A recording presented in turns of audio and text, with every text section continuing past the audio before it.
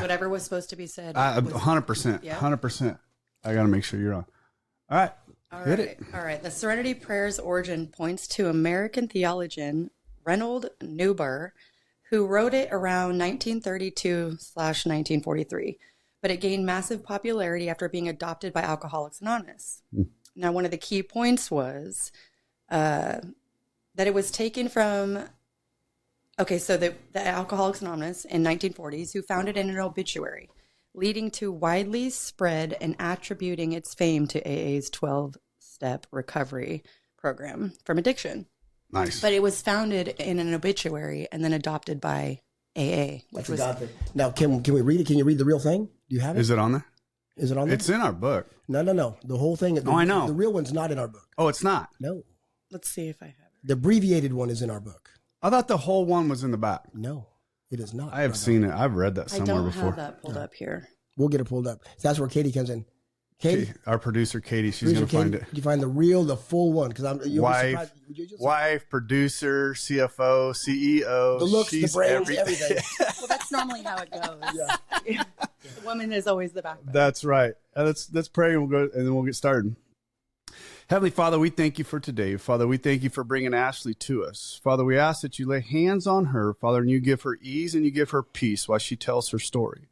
Father, let somebody hear her story and be saved and come into the rooms of AA or Alcoholics Anonymous and NA and get saved from this miserable disease that we carry. Father, we ask that one person come to you. Father, we ask that you sit with Rob and I as we work through this and get the best story that we can for our listeners. Father, we pray all this in your name. Amen. Amen. Let's go to work.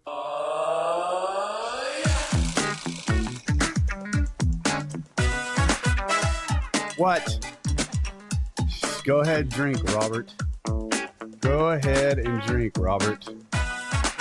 You know, I still haven't got. You like that? I do like that. I still have not got this video thing straightened out. Well, I watched it on Instagram. You did? Yeah. You watched it on Instagram. You were able to watch it on Instagram? Yeah. Like the whole thing? No, hold on, Dad. You got it on Spotify. Spotify, that's right. I had to download Spotify. Watched it. Yeah. So I was not able to get it over onto YouTube. Yeah, that's I will figure it out, right? I'm learning. I'm learning all this as I go along. Sorry, I woke up sick and I'm still struggling a little bit. Now you tell us. Look, see, that is Ashley right there. That is Ashley. Yeah. Me up already. I know. So I woke up sick yesterday. Then we went to a Christmas party last night. So I'm still struggling. Speaking of Christmas parties, we won a half a beef. Who's we? My wife. Who's and I. we? My wife and I. Well, make sure My you. wife and I won a half a beef. Well, Otherwise, I'm gonna get a quarter of it in my garage if you say we one more time with just you and me. My wife and I won a half a beef. Yeah. We won a half a pig last year. Really? Yeah. Did you get it through work? Uh-huh. Or? Nice. It's okay. I have a full deer in my freezer. That's nice too. Yeah. Nice. Yeah. Venison for all you people that don't know any better. I'm sorry. Venison for you uppity-uppities. It's just deer meat to us. Deer meat. Just deer meat, right? So we have a lovely lady here by the name of Ashley. Ashley came to us from Stephanie, who Stephanie has got. She's got an amazing story. She's kicking ass right now, too. She's amazing. She actually called me.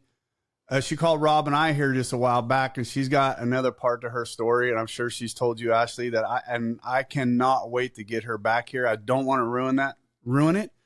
Because she is, it literally gave me goosebumps when she sent it. There's got to be a way we can hint around to it.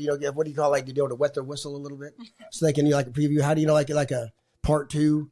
They got to kind of know what's coming, but not fully. Well, I could. Isn't it about maybe that person making an amend to her as well? Right. Like an amend was made to her. Right. Amends was made to her from part of her story that Right. she kept locked away for a long time. That Yeah. you can't even imagine. And It is. And that person's 9 years sober. You know that. And That's gonna be good. And that person's coming on. Yeah. We got some amazing stuff getting ready to happen. So today we're gonna get Ashley's story, then we're gonna try and get a topic with you as well. Right? We're gonna do that. I do also want to bring up that we had our first men's meeting in Escalon on this last Saturday that Brandon took over, and my gosh, that is so awesome. And I mean, That's one of the best meetings we've been to in a long time. Oh my gosh, Rob, that's the first time I've stayed around for the Lord's there's Prayer. 15 of us, 8 of us, or nine of us were us. And then there were six of us were, we do, well, guys we know, but Three of us, three guys were crying. It was powerful. It was a When good one. Rob says us, it's our Oakdale group Yeah, that we all hang around with. that kind of got this started. That's We- your, Right. that's we your had said a Monday prayer. night I said a prayer on this podcast, Mhm. and then Brandon heard it and said, and he took action, and we started up a legit Saturday morning men's meeting that's not at 9 a.m., 7 to 8. It's an actual AA sanctioned meeting. the It's real not, deal. It's the real deal, right? So we are excited about that. I'm so proud of Brandon. If you go back and list a couple of his stories, and you can see his trajectory of how he's grown in his service in AA, it's And then once he incredible. crossed that year, Mhm. once he made a year, because he was, yeah. now it's just he's on fire. Yeah, and it's so fun. It was so fun to see him up there running that show yesterday. So it was awesome. So, anyways, we are going to bring Ashley in, and we are going to listen to her story, and we're going to walk around it a little bit. So Rob and I will bounce in and out of it. If we distract you, tell us to shut the fuck up, and we'll shut up. Katie tends to jump in a little bit too, because she brings over. She has better questions. She's to be got honest. she's got the more intelligence between the two of us, so she'll probably jump in a little bit. Are you an alcoholic?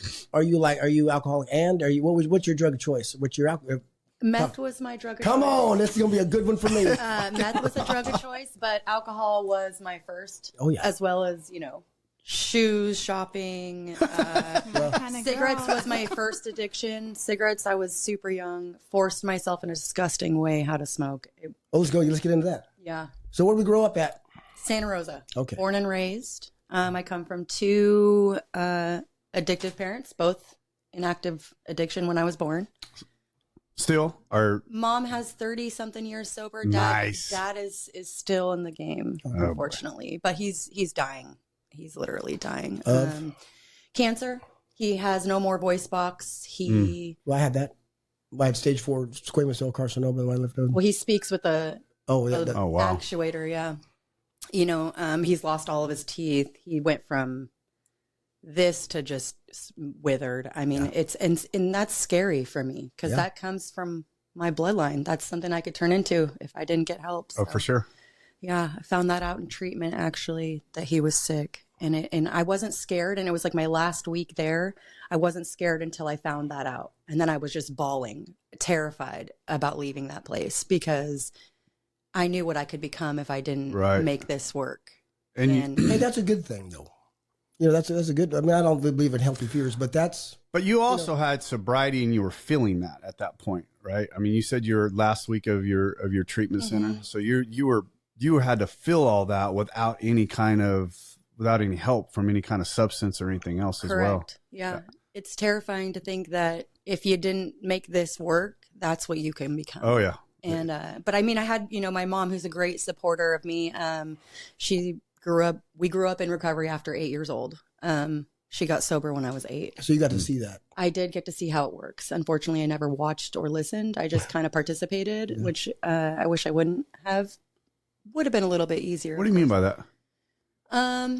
You can't learn someone else's lessons. No, you're No. right. You're right. You know what I mean? And as much as I had been involved in it as a kid, seeing how it works, seeing what we went from to what my mom became, you never know until you walk Right. the life Right. of addiction yourself. And unfortunately, I'm super stubborn, so I had to figure it out the hard Well, I way. always said that's not going to happen to me. That happened to you, Yeah, but that won't happen to me. This is how I'll outsmart the game. Right. I didn't. I'm No. better than that. Yeah. I'm better than that. And most Right. people say that. Most people are like, "Oh, I seen what my parents went through, or this family member went through." I'm never going to go down that road until you're down that road, looking at it. Yeah, and that's a hard one to look back on in a mirror, right? You're like, how did I get here, right? And I got some stuff we're going to talk about. Interesting. Literally, one of my topics in the next episode is to talk about that. So, Hey, I got one more thing trajectories. that's got nothing to do with nothing. But at the Christmas party, there's two How guys. handsome I am. There's two guys that work for us that I sponsor. All three of us won something. How about that? God's It's gift. only because you sponsor them. No, it's just because of God, but no. Or just the luck of the pool. No So matter. it's not how handsome I am. No. Damn Fuck it. no. Damn it, Robert. Anyways, back to Maybe Ashley. next time. Maybe Santa Back to Rosa. Ashley. So how was childhood? Okay. So when did you start dabbling? So let me start from the beginning. Yep. Mom and dad are using. We had what kind of turned things around for me as a child was my mom had been dating this guy. Dad was in and out of prison, been a drug dealer, police always raiding our houses. That's Wow. one of my very first memories is sitting on the stairs watching the cops just raid our house, you know, tearing it apart. How old were you? 6, 7. Wow. Yeah. What a memory. Yeah. Wow. So my mom had been dating this guy who pretty much was really abusive. At this point in time, I had a little brother who was 2 years younger than me. And then I had a little sister, Audrey, who was 8 years younger than me. She was 2. She wouldn't take a nap. He was, you know, blaring the music, drinking, using, God only knows. At that age, I have no idea. All right. But so he wraps her up in a blanket. Well, he has me and my little brother on the opposite side of the fence. He's out in the backyard spraying down the deck. And he has us like digging out this ditch. And it's like drizzle, raining, winter time. Anyways, my little sister wouldn't stay in bed. So he brought her downstairs, put her on the porch, and we could only hear her crying. And you could tell through the little holes in the fence that he's like spraying her. And I mean, I'm literally 6, 7 years old trying to get up over this fence to save her because she's just bloody murder. Spraying just water? Yes, but it's the middle of winter. Right. She's not right. wearing any clothes. And so I start running back around the front of the house, and this is a big, long court. And by the time I got to her, she was purple. Oh. She wasn't breathing. So I picked her up, tried to, you know, I'm so young. You don't know what to do in no, that moment. You're just no. shell-shocked. You're like, oh, my God, my little Right. sister's not breathing. But, well, he had wrapped her up in a blanket so tight that her circulation was cut off to her brain. And so, you know, here she is, too. I'm holding her. My mom comes home. It was basically just a really traumatic experience. Oh, yes. That's where it started. Absolutely. Needless to say, she went to the emergency room, and of course, you know, Child Protective I was Services say, was called. please tell me he went to jail. Did she survive? She did survive. Unfortunately, she will never be able to have a life like us. She does have severe brain damage. She's 33 now. She's the light of my life. You know, it's actually quite a gift because she'll never feel what we feel. Right. Not saying that it was okay what happened to her in any type of way, but if you don't look at it like that, it'll eat at you. Oh, yeah. She has seizures multiple times a day. Her eye is completely to one side. She's in a special program. It's an amazing program. She local for you? She's close to you? It's in Santa Rosa. Okay. Yeah, in Santa Rosa. It's North Bay Regional Center. They work with special needs children. She'll never have her own house. She'll never be able to live alone. She'll never tie her own shoes. You know, she's completely dependent. But she's such an angel. Right. She has a boyfriend. He's 13 years old. That's His so name funny. is Nick. He, you know, but it's just that genuine, pure soul. Absolutely. So that's where my trauma Right. started. That's when we were taken from my mom, brought to Valley of the Moon. It was a children's home, Okay. kind of like a group home.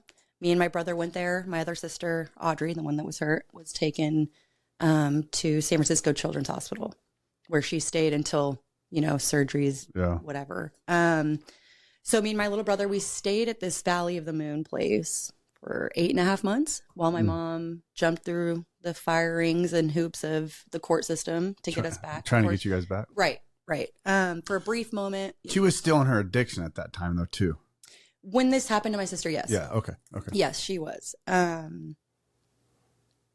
So yeah, she was in her addiction. She jumps through all these rings, gets sober. We go to live with my dad after Valley of the Moon for maybe like 8 months. When she's done doing all that, we come home to live with her. And she's sober now. Gets involved in NA. You know, that's where my life kind of turned from, okay, traumatic to this is a wonderful life. You know, she ended up meeting my stepdad. Okay. And my stepdad, I hated him. I wanted him to die. I didn't want anything to do with him. Why? Because he was just not my dad. Right. Yeah. You know, I was that typical young little girl, Right. just, you are not my dad. So I didn't want anything to do with him. And where was your dad at that period of time?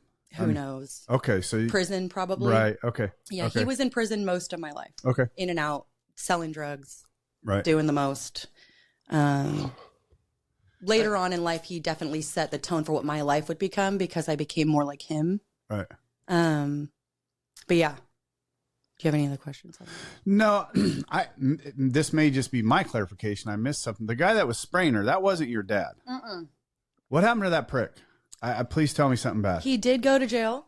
I asked my mom, she had run into him recently. So this is 20 plus years later. She runs into him at the DMV where she works. Talk about a resentment. Come on. Right. And I asked her, I said, well, what did you say to him? And she says, I told him I forgive him. Oh. And I was like, the fuck you do? I said, what did you can't forgive him. He goes, well, what kind of life would I be living right now if I could? Amen. Yeah. You know, Amen. Carry that poison. Absolutely. And what good would it do for my sister Nothing. or for Nothing. us? You know, I mean, I still hope that guy ends up 10 feet deep. Oh, for sure.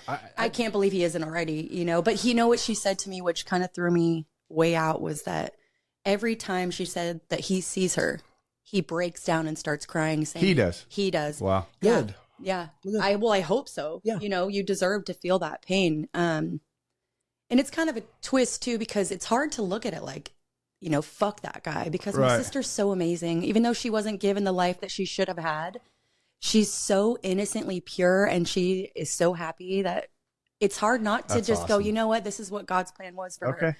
Yeah. And otherwise you will hold that resentment, which Yeah. Which is poison for us. Absolutely. It's a lot of work to get to where that right there. Well, every time she has a seizure, I panic.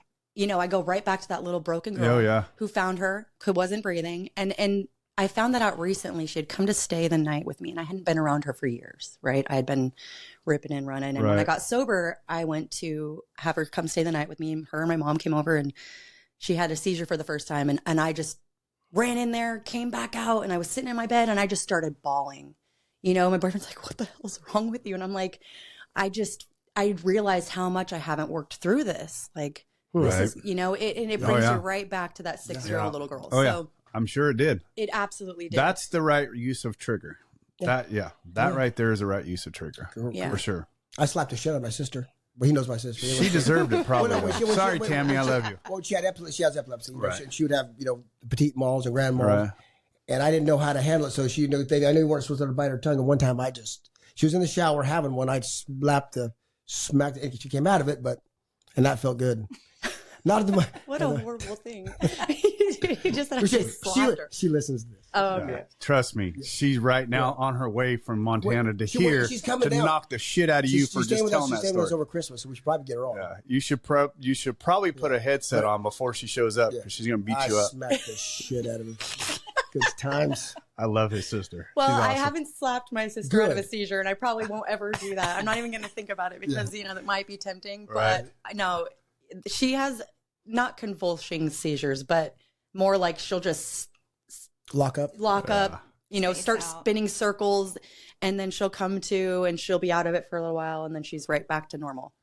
Yeah, Katie's brother has seizures too. The first time I ever witnessed a seizure was him, and I was in the living room, and he starts having a seizure in the bath, same like that. And I'm like, I was just him and I there at the house. I'm like, I have no idea what to do right now. It's a crazy thing to see and to witness if you've never done it. I mean, it's just Absolutely. it'll freeze you. You don't know what to do. Slap them. Well, thank God I don't hang around alcoholics anymore because, you know, some of those people have seizures too. you Right. know? Oh, yeah. The last thing I want to probably do is slap them, though. Well, that's Rob's logic. Yeah, well- that is a Rob Don logic right there. Rob's got some pretty good logic, but that one is not suggested for anyone.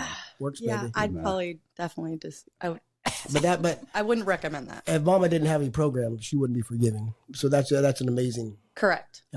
And at first I was angry with her for that. You know, like, how could you I not? bet. I was like, what the fuck? did Oh, you say? no, I was like, how could you absolutely. say sorry? Or Right. how could you, you know, say No, you forgive this man? Absolutely. I would. I don't No. even know, you know what? I don't know what I would feel if I Right. saw him. I honestly, who knows what in those moments you actually think or do. Mhm. But when she said that, it makes sense. You know, what kind of peace could she? We would hope God's grace would prevail. Absolutely. I would. Yeah. You know, I know what I'd like to say and think, but I would hope God would take. Well, you know, over. and I think my mom lives with such a. Yeah. I'm sure that it eats my mom alive every day. Oh, you I- know? And I think that's the only piece that she can find Right. with that is forgiving him. And you know, when she passes, she'll come to live with me, my brother, or my sister. Mm. You know, so who who really knows what we'll do in those moments. But I have to say, more power to her for that.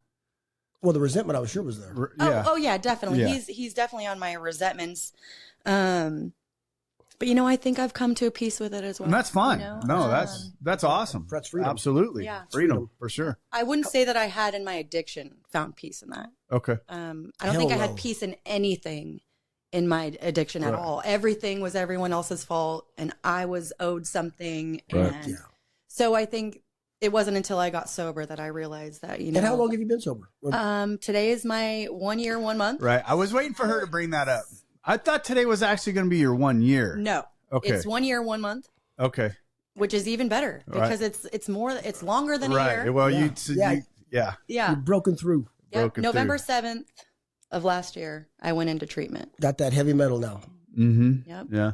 So talk to us leading up to that recovery. Was that your first run at recovery? That was my first, I want to do this for me. Atta girl. Okay. When did it start? When did we get into the good stuff? Powder Robert, accelerant. damn it. Try Will to- you stop getting He's trying so... to skip to the end, and you're No. trying to hear the dirt. Yeah, what? He is a meth head. No, He I'm not. is a... Yes, you No, I'm not. are. It's just fun. You are a meth head, and you love to hear that. You love to hear that shit. Well, You because we are- live some crazy fucking Oh, my lives God. in that lifestyle. Stories are The, crazy. the stories that he comes up with are amazing, but he gets so excited about the powder can you accelerant. imagine this? No, Oh, yeah. no, I couldn't. Well, I wouldn't want do. to see him on meth. Oh, trust me, I know all the Hey. guys he ran around with, and they It just don't. calmed you down. They didn't. I was gonna say, Calmed you down. Yeah. I'm like the duck on the pond. It's smooth, but his little feet are going. That is the Scripted best abroad. his the group of guys he ran around with didn't need meth. One of them trust just me. died. Yeah, We just went to his funeral. So, but, I'm yeah, sorry. He was up hunting. He wasn't going to stop. And he died of a heart attack, Go figure. deer hunting, just like you'd want to, Leo. God Right. bless him. Didn't stop running. 52. So so tell us leading up. Okay. Good so, Wait, I do have a question. yes. How, being your sister is your biological with the same dad, same parents, right? Yes. How did your dad handle what happened to his great daughter? question. My dad was in prison.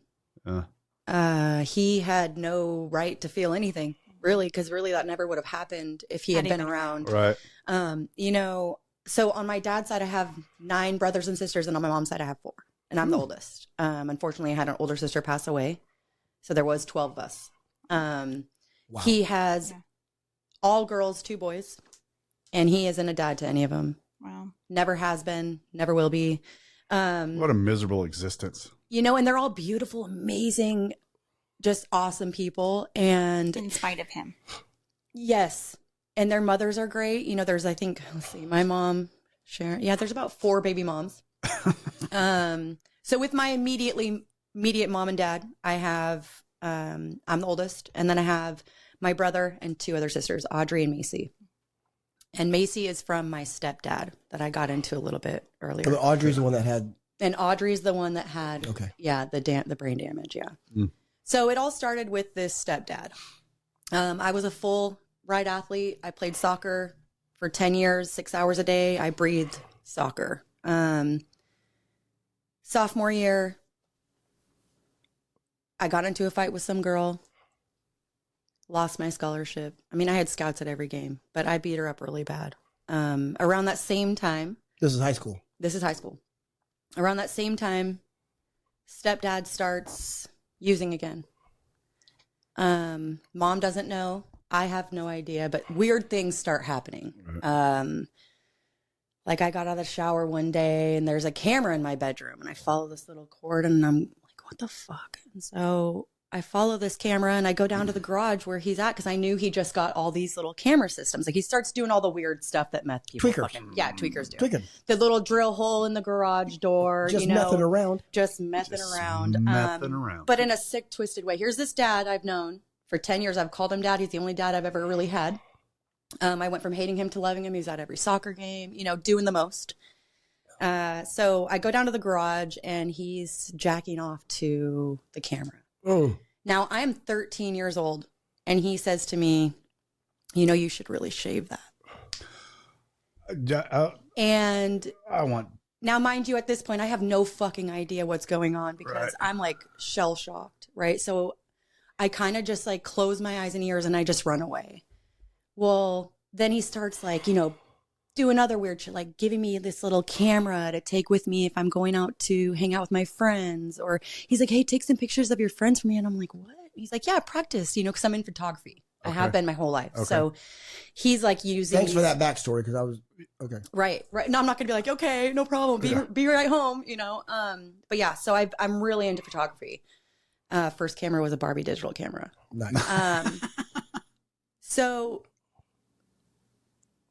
second to last day of my sophomore year, he pulls me out of school and he's like, hey, I need some help cleaning the house. Now, mind you, weird shit's been happening. Oh, God. And he gets me home and he's like, so I know you're like experimenting at parties and stuff. He's like, you ever tried Coke? And I was like, is this a trick question? Like, are you trying to get, I didn't know that he was Right. on drugs yet. I still just thought he was Right. being a fucking weirdo. So he pulls out this like light bulb and he's like, just try it, just smoke it. And I'm like, cause now at this point I'd been partying, going to parties, Right. high school parties. Had trying you stuff. seen cocaine yet? I had never, I'd never partaken. Right. You know what I mean? But it wasn't You anything. knew what he was. I knew where he was going with this, but Right. I didn't know what meth was. Okay. A little different. Right. Yeah. Yeah, So much better. he gets me high. Hold on a second. Meth ain't better than cocaine. Yeah, it is. No, it's cheaper. Yeah, it's better. And it lasts longer. You You do let you get I never liked Coke. better bang for your buck. You get I could do a big fat thing of glass. I'm good for the day. I don't I'm have so to do a glad whole, I don't have to live like that anymore. I don't have to. Yeah, we're good. Don't have to We're live good. like- yeah. I never smoked it either. Or shot. I just I like the burn, like the burn, like the Oh pull the my back of my gosh, this is going the wrong direction, Stop. Rob Don. Okay, You- so needless to say, I've never stuck a needle Right. in my arm. head. Beautiful. That is Good. one of my yets, thank God, because I know where I would have went with it. Right. Anyway, so he gets me high. And I'm like, oh, this is cool. Like my dad's going to be cooler with me. He's going to be letting me go to more parties. I'm not going to be so much under the thumb because he was strict. Like he was a very strict dad, right? So I'm like, oh, this is going to be great. So I go and I tell my friends, he's like, okay, go take some of this with you and go to the river with your friends, right? So my friends pick me up. We go to the river and I'm like, you guys want to try what my dad gave me, you know? So we all do these little lines of crank, I guess you could call it back then. yeah. And so they're like, yeah, this isn't really our thing, And so at the time, I start dating this guy. He's like, I've known him since kindergarten. He was kind of like that geek that never left me alone. And finally, my mom's like, hey, date this guy. He really cares about you. And I'm like, okay, I'll try it. Well, That's why Katie started dating me. I don't know what she was thinking.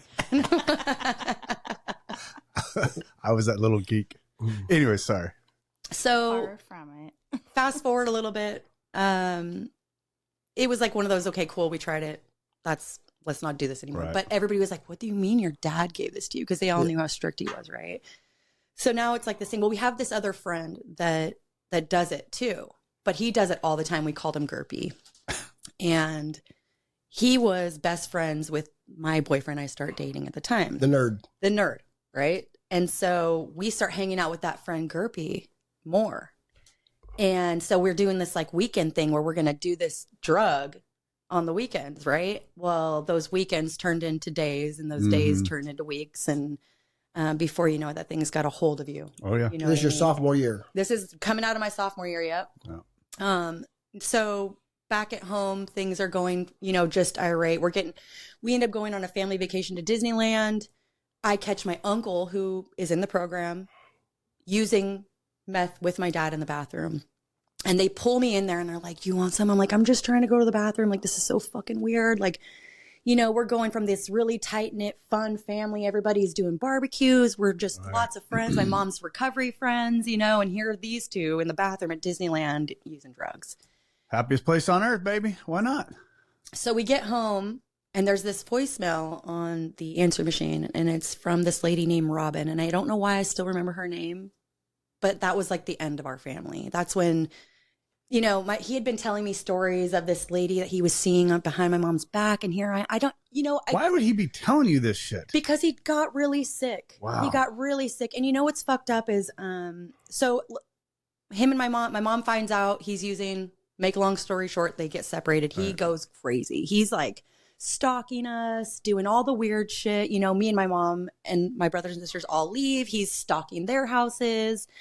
But what's fucked up is that later on in my life, when I start using every day, and I'm just on my own now, because shortly after I left the house, I was probably 15. I was 15, and I left the house for good. My mom, so I tried telling her, and she didn't believe me. She didn't. That about your stepfather. Yeah. I tried Did she telling her. believe you after it happened? After everything came out, she goes, "Oh, did she?" Not for a while. Okay. It took many attempts for me to tell her what he was doing to me. Because it ended up escalating into more sick, twisted things that he would do that, you know, we don't need to talk about. Right.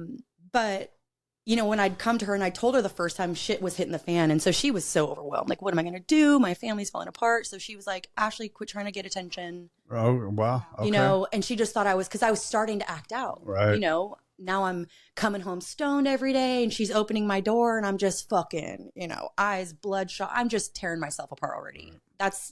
I was walking the path, you know, and she's helpless to that. So fast forward a little bit, I try to tell her again. And we end up getting into like this fist fight. And she's like, you know, her whole life's an uproar. And I look back at it now going, you know, God damn it. Like, I get it. Right. I get where she was at. And I understand because I ended up walking in the same situation later on in life where I was like, there's no fucking way. But I had to believe my sister. She was 3 or 4 years sober, 4 or 5 years sober when all that started going on? Yeah. Yeah. Which is, I mean, you know, more than, because if she got sober when she was 8, this is 15. Right. So we're talking Okay. 7 years. Okay. Yeah, 7 years. 7 you know, years. and then we had a great family, Right. a great recovery family. All of her friends were in the program. You know, we did, like I said, barbecues on the week. It was a great, tight knit, happiest time of our entire lives as in my childhood. That was the awesomest time of my life. Well, you got good and bad memories then. Absolutely. Yeah. Well, and so, you know, the stepdad, he taught me a lot too. You know what I mean? He is dead. He did pass away. Of the disease? Mm-hmm. Okay. Yep, he overdosed and died just recently. Well, a couple years back, but that's what happens. Yeah. You know. Yeah. I ended up running into girls later on in my life that had told me, you know, oh, we're sitting there sharing our sob stories, and they're like, oh, you know, I got shot full of dope and raped the first time, and I'm like, oh, really? Who? And she's like, do you know Matt Nope? And I'm like, that's my stepdad. That's who I was just talking about. And she's like, shut up. And I'm like, he did that to you? And, you know, more and more girls started coming out over the years. These were your girlfriends? This is a girl I met randomly at a trap house using drugs all night. And we're just sitting there. Trap house? Trap house? You know, like a drug house, like where you go and you get high and tons of people come in and out. And, Okay. you know, just. Oh, yeah. I just never heard the term. Mm-hmm. Rob hasn't really lived in the real world. We had to explain to him what clickbait was. Now he thinks he's clickbait. Well, that could be, but that could be one of two things.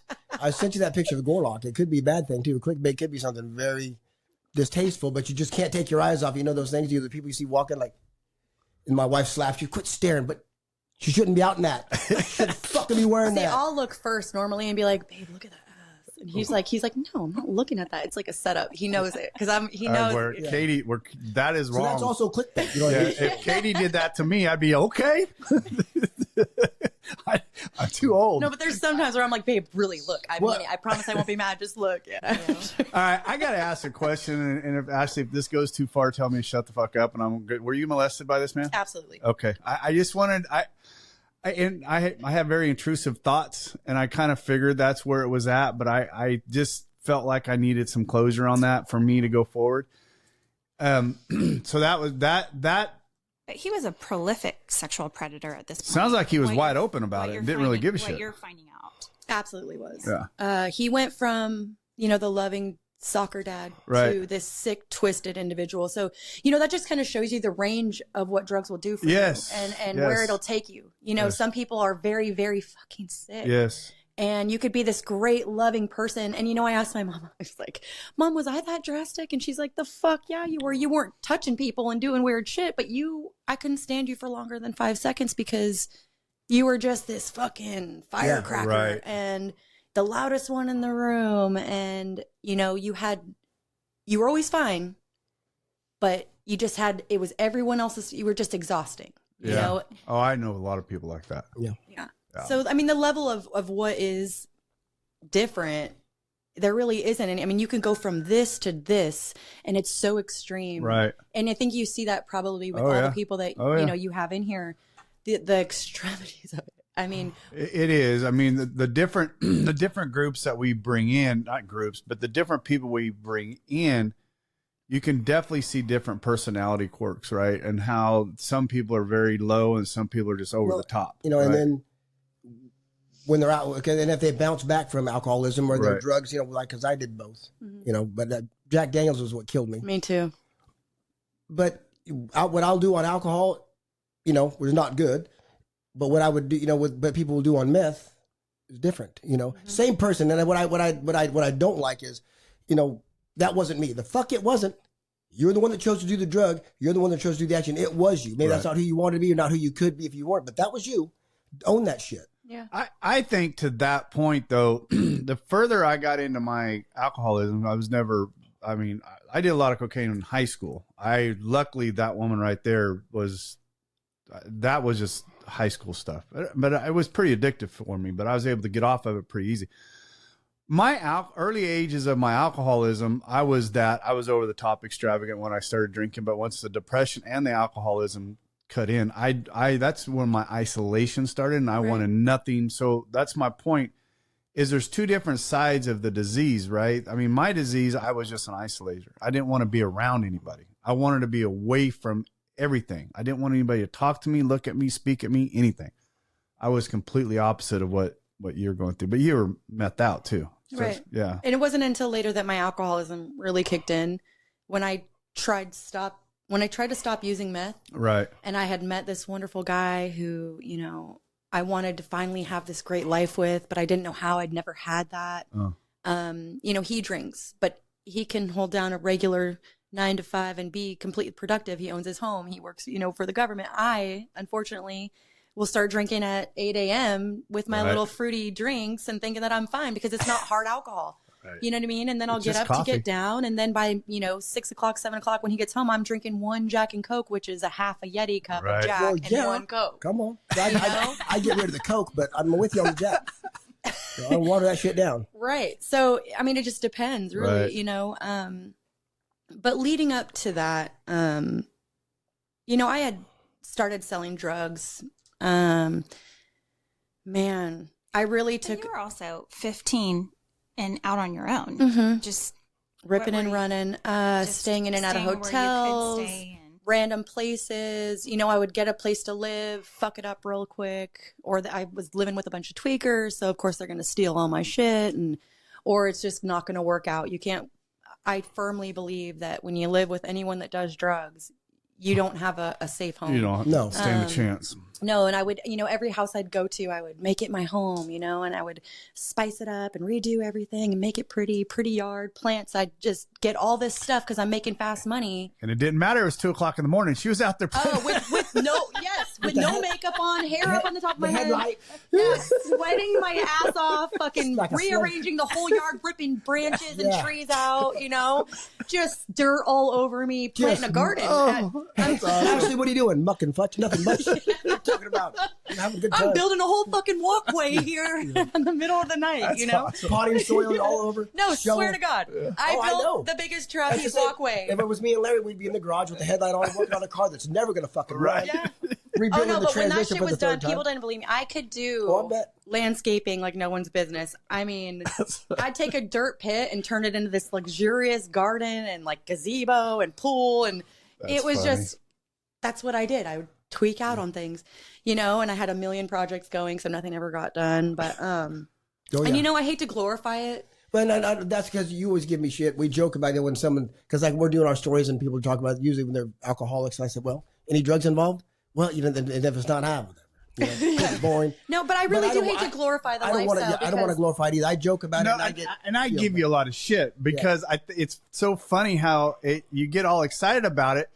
But once again, as we go back through our addictions and we start looking at these things, I had fun at a certain point in my alcoholism. I had fun, right? But when it stopped being fun and became work, Oh, mine was always work. I was always It's in always- survival mode. When you're a woman out on the street, I can't ripping and imagine. running, selling drugs. So I moved to Mendocino County okay.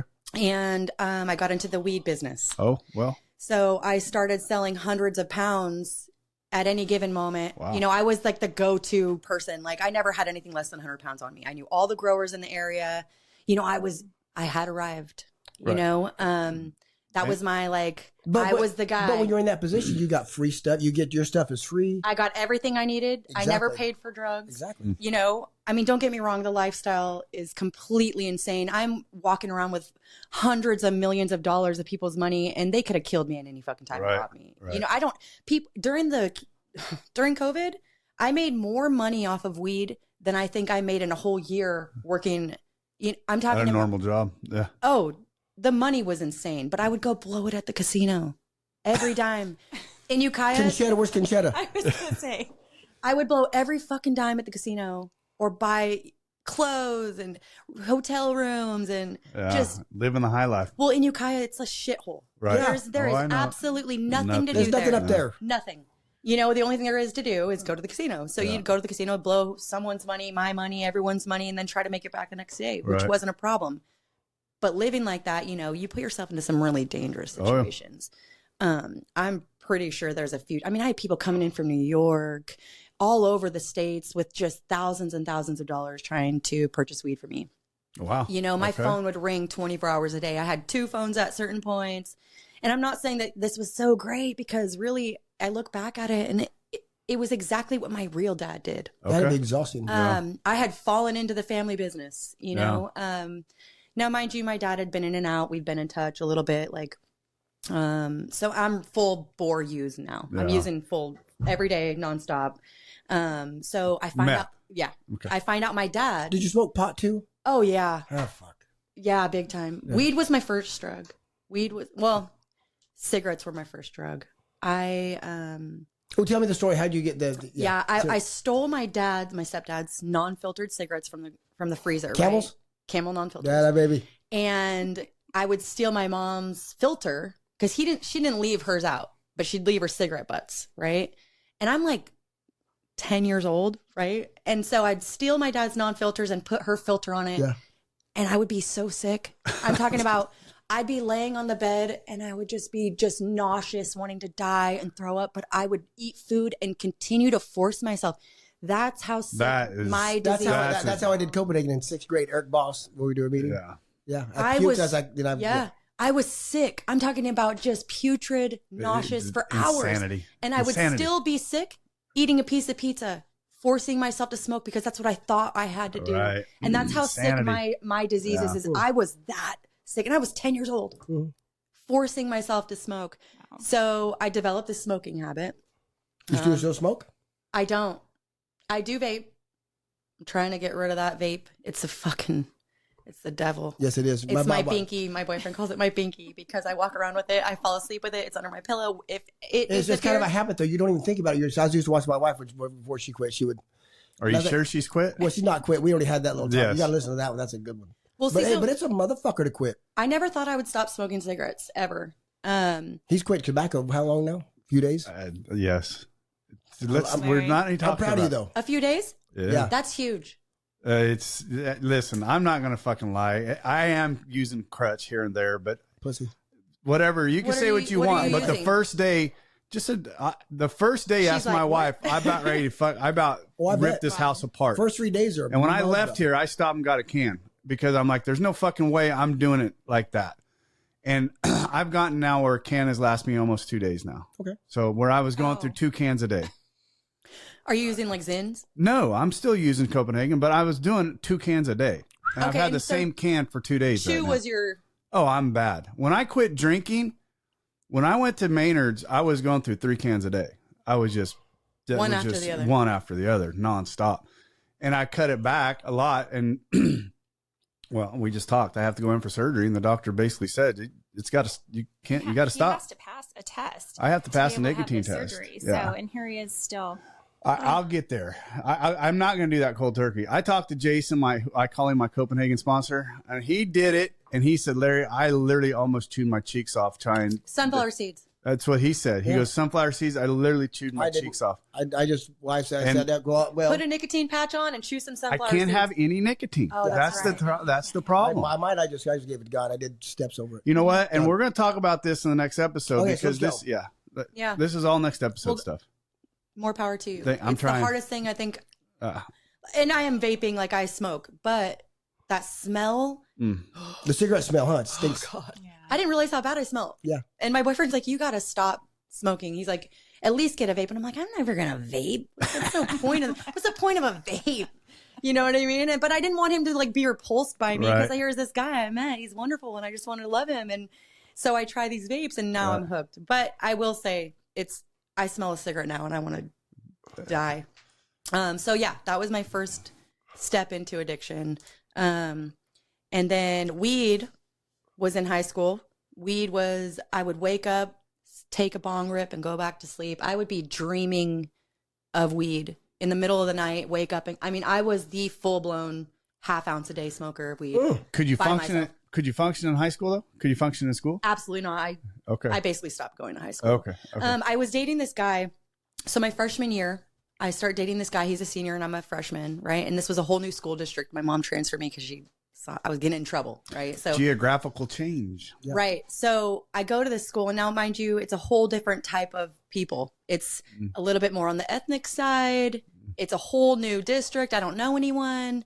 And so I start dating this guy and he's a senior, like I said, and we end up hooking up on New Year's Eve and Christmas break we were hooking up. We come back to school after New Year's and he shows this video to the whole school of us hooking up.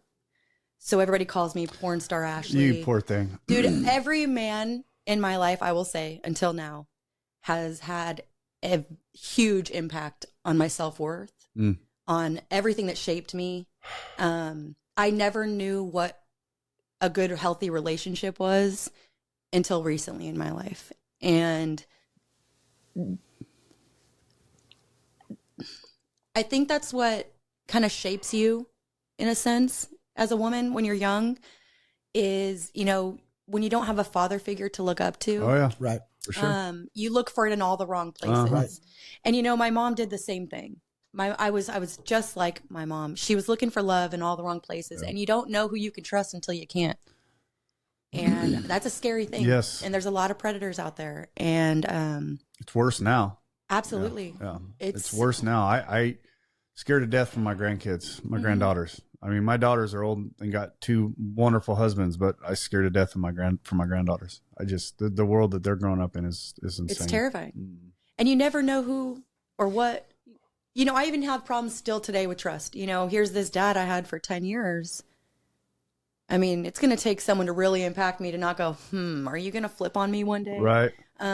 Which I'm working through. Yeah, your boyfriend that you have right now, he's got a big task in front of him. A huge task. Yeah. And he knows that. Yeah. You know what I mean? But he's got a lot of damage too. Okay.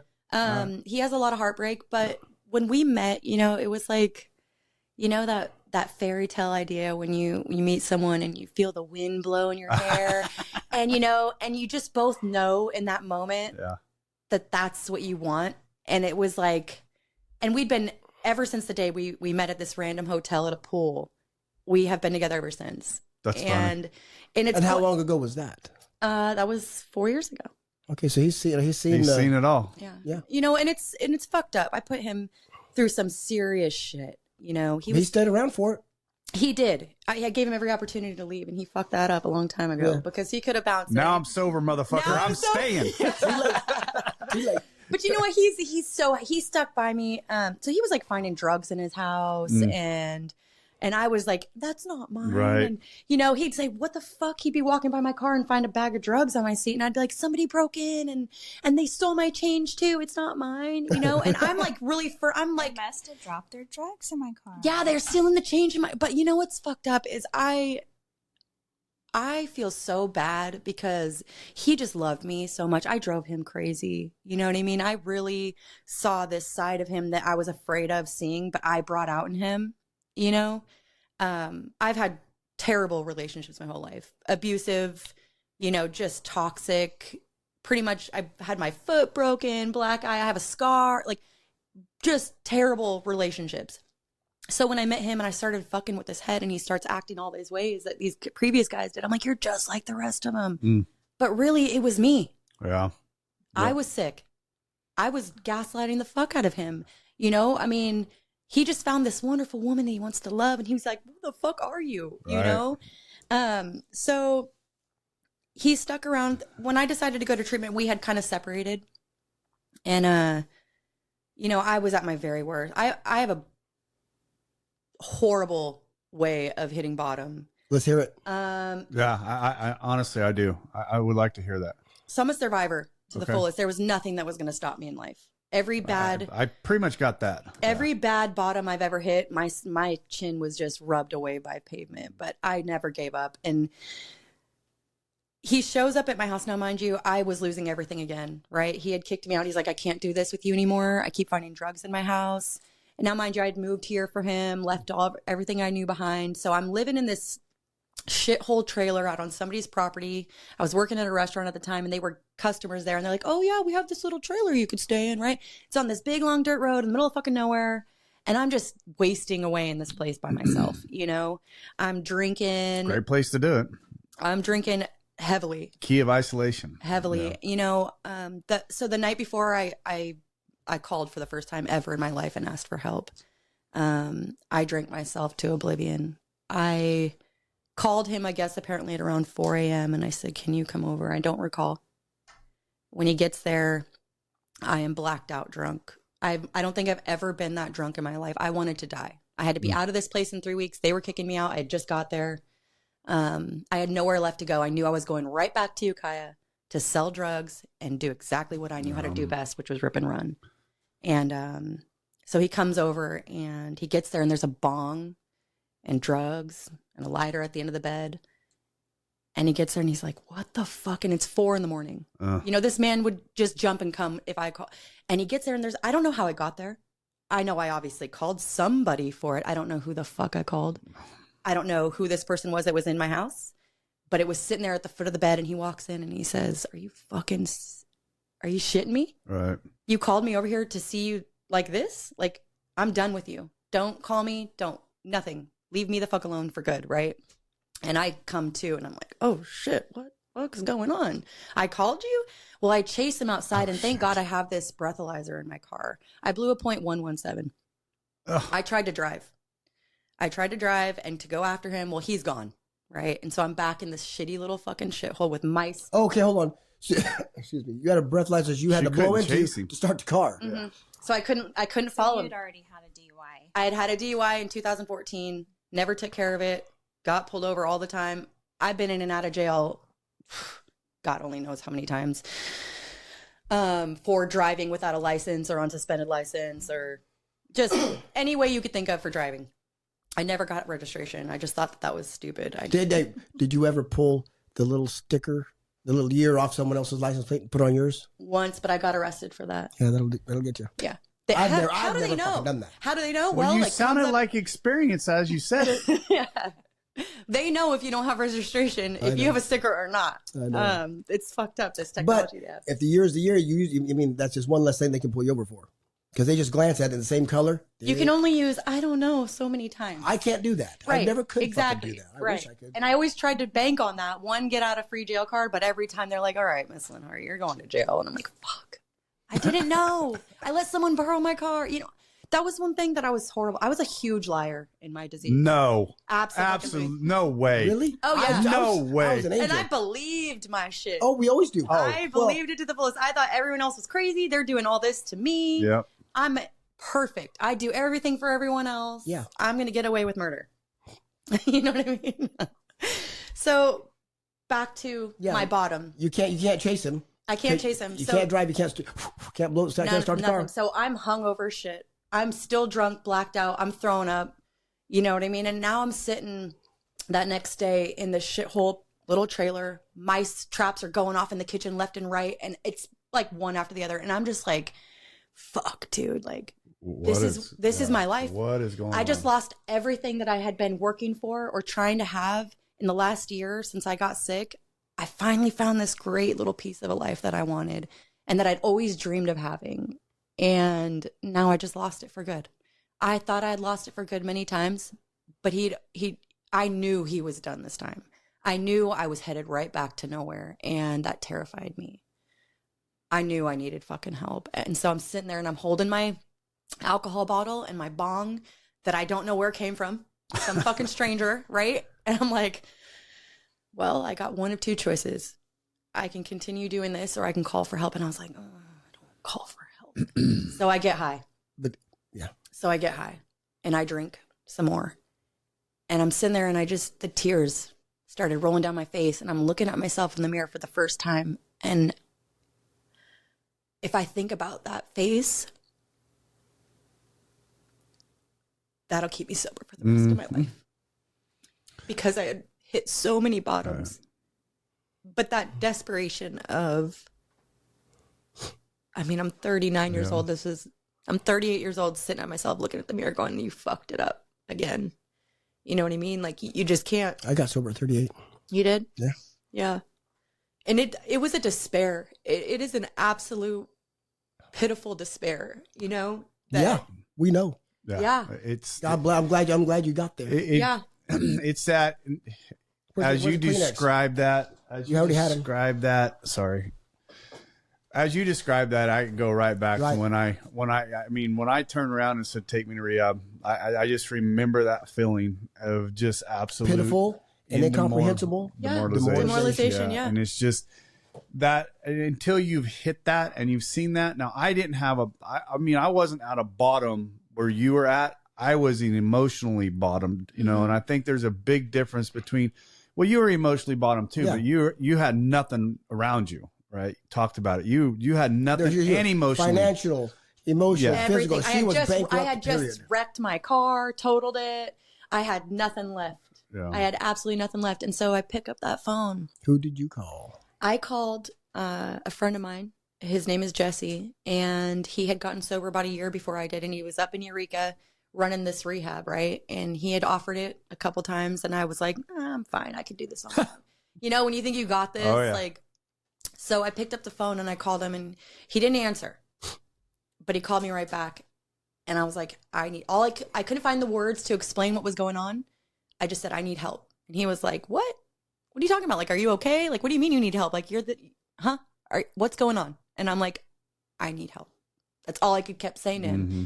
And he's like, well, do I need to come there? Does somebody need to get shot? Like, cause you know, him and I are completely opposites of life. Like, you know, He's got like that hard gangster life and I'm like this square white girl and he's like, I'll come there right now. Like, what's going on? And I'm like, no, I need to come there.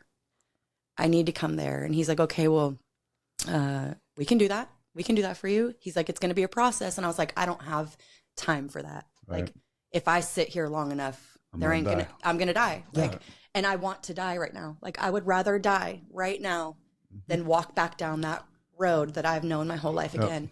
And so he's like, okay, well, let me see what I can do. I can get you in here Tuesday. And I think it was a Sunday. I was like, that's not good. Like I said, now, like I need to get in my car or get a ride to you now. Like, I am broken. And how far were you from him? He was in Eureka. I was in Oakdale. That's a long way. I was in Escalon. I was in Escalon. That's a poke. Right. Yeah. So he goes, let me see what I can do. If I have to come get you, I will. But you know, you're going to have to get your Medi-Cal transferred. And I was like, oh, that's going to be a 3-month long thing. I had just had it transferred from Mendocino County to Stanislaus. And that's a 3-month long Medi-Cal transfer that I was so like, oh, fuck, I'm screwed. So next phone call was to my mom. And that phone call was, Mom, I need help. I'm going to treatment. I need you to come get me. That was your first time with that phone call to her? Absolutely. And that's Mom in Santa Rosa? Yep. And she starts crying. I would say Mama had to break. Me and my mom had been separated for years. Right. Because, you know, she couldn't bring herself around me. No. And I avoided her like the black She had to turn you over. And you couldn't resist. You couldn't see her. You couldn't see her happiness. I would show up at Christmas, maybe a couple hours late, if I did show up at all. You know, and she knew I was always okay because I was one of those people that was very independent. I always put a roof over my head, no matter whether or not it was my car or not. I always made sure that I had what I needed. And so I called her, and we both just start bawling. And she's like, "What can I do?" Right. I said, "Well, I have to get out of this house. I'm going to go pick up my last check. And this is where I crashed my car. So I go to pick up my last check and I total my car. Okay. So how did you must have sobered up enough to get it to turn on. right. Yeah. This is the next day. Okay. Because I was Okay. so freaking hungover. I Right. couldn't even move. Right. I hadn't been like drunk like that since high school, if I'd ever been drunk like that at all. And so, so I total my car and now I'm stuck. No way to get my things out of my house. No way to move my stuff. And the cop that comes to the accident, I'm like, yes, I finally got it all taken care of. I got insurance. I got my interlock device. Oh, you have a warrant out of Mendocino County. You're getting a ride home. I got a ride home on the bus. They took me to San Yep. Joaquin jail, Yep. and Mendocino County came and got me the next day in shackles. I took the bus Right. back to Mendocino County, and they kept me there. Now, meanwhile, of course, I've been trying to work out how I'm going to get into a rehab. My mom's looking at places. I go to court, and they're like, "We're not letting you out," and I'm like, "I'm going to lose everything. Literally, I've already lost everything, but I'm going to lose everything I own, Now you're gonna lose your freedom. and I'm going to lose my freedom. So everything in my house gone." You know what I mean? These people are going to just destroy my stuff, pack it up, throw it away. Who knows? So I'm like, Mom, you have to bail me out. She's like, I'm not bailing your ass out again. No. And I call my boyfriend. I'm like, please, I did everything I was supposed to do this time. And he's like, you didn't do something. Right. So everybody's like, no. And now I'm in jail with no phone numbers, no way out. And I'm like, fuck. I'm going, all right. As soon as I accepted what Acceptance is the key. that is the answer to all of my Yes. problems, Atta because girl. when you fight it, it just makes it Right. worse. So I finally get up one morning and I'm in jail and I'm like, okay, I'm just going to start doing the program. I'm going to start going to all the classes. It is what it is. There's nothing I can do about it. So one of my old business partners who checks the Mendocino County booking log just happened to be checking the booking log. And now he's sober, right? Years later. And he's like, I can't leave her in there. She bailed me out hella times. So he had been owed a favor by the bail bondsman and got me out for $200. Bails me out. Is that odd or is that God? No, that is fate at its finest. Right. That is my higher power working. That's what my sponsor always says. When something like that happens, and he'd say, Rob, is that odd or God? It's Yeah. God. It's always God. I got out and I said, what the fuck are you doing checking the booking logs? You're sober. Like, you don't have to worry about your friends in there. And he goes, yeah, I do. You were there. I was there. And I said, good point. But you know what? He got me out of jail, put $20 in my pocket, and shipped me off with my mom. And I sat at my mom's house for a month on my fucking hands. And I was still drinking, but I wasn't using. And I was going crazy. She wouldn't even let me go for a walk around the block. She was not letting me out of her sight. But she was letting you drink. Yeah. Okay. Her husband drinks, and she only did it because she knew that I would fucking leave. Right. If I didn't have something to take the edge off of being at my mom's Oh, since for 15 sure. years old again, and Right. now I'm losing everything, Right. I would have fucked. She would Oh have. yeah. She knew. No way she She could knew. have controlled me. Yeah. Yeah, she knew. So yeah, she did enable a little, but she knew that's what. Was She gonna- knew what she was doing. Oh, Sorry. absolutely. Yeah, I truly believe she knew what she was doing. She was protecting you. Mm-hmm. Yeah, for sure. Because she knew that if she could get me into treatment, she knew I wanted it. Oh yeah. But yeah, that was the hardest month of my life, sitting on my hands waiting for that treatment center to go, okay, we got your bed, you know.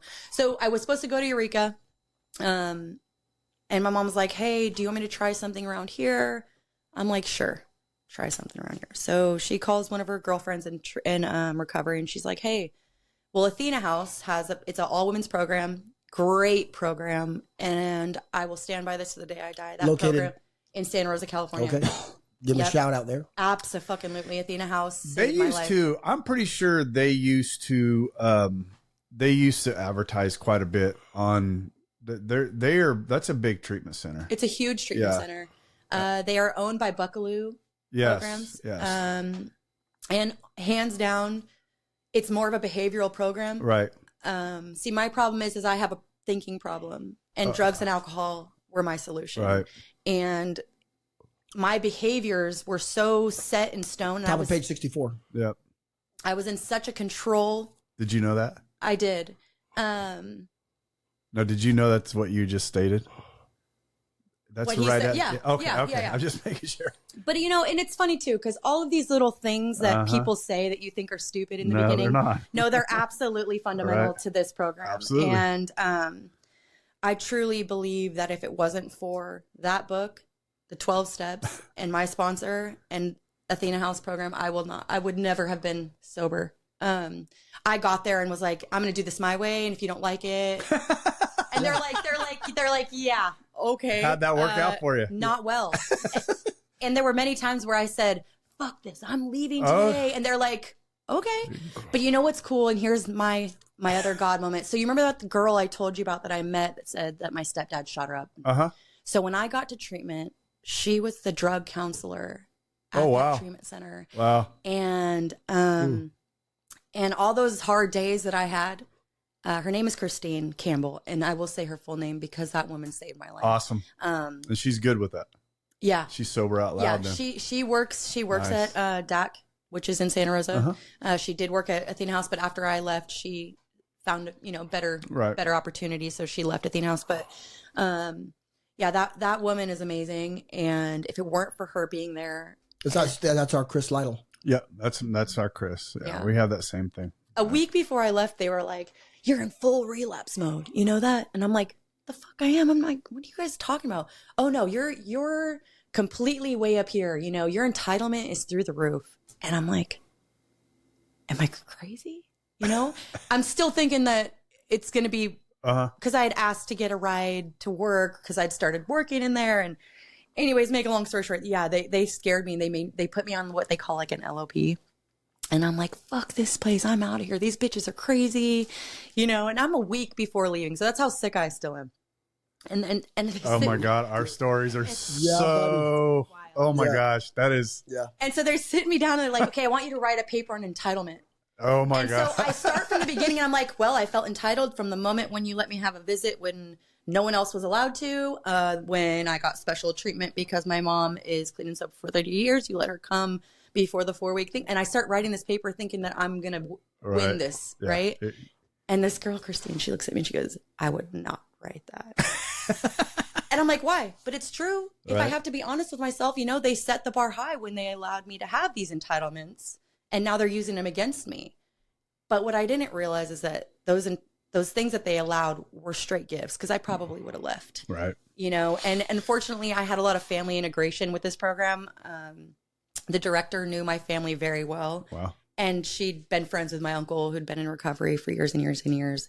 You know, I kind of left out a part. So this uncle was my stepdad's best friend. And when he did all this sick shit, all of my family abandoned me. None of them believed me, right? So about 2 years before I got sober, this uncle comes and visits me and takes me out to dinner. And he looks at me and he says, you know, I have to say I'm sorry that I didn't believe you. And, you know, I was still in my disease. So I'm like, I didn't need your apology then and I don't need it now. But that uncle, when I went to treatment, showed up every weekend for support, gave me his AA book signed, and it was like my family heirloom, you know. Right. But he, you know, we all have made huge mistakes and we still will continue to make those mistakes. And I just thought that was so great that out of all of my family, that he was the one that came and said, you know, I'm so sorry to you, you know. But I wasn't sure where I'm going with that. Well, I mean, that had to be your first lesson in, not step 9. I mean, he came to you and gave you and owned his shit. Yeah, he owned his shit to you. Yeah. While you're still in recovery. Well, she wasn't. No, I wasn't in recovery. She wasn't in recovery. But when he came to visit me that first day while I was in recovery, I did break down and I said, you know, you telling me that means more to me than you'll ever know. Right. Because you understand what was going on. I understood at that time what he did and how I had shunned him off. You know, it's kind of like when we make our amends. Right. We expect everybody to just like take our amends and be like, oh, everything's fine. Right. No, it's okay, you know?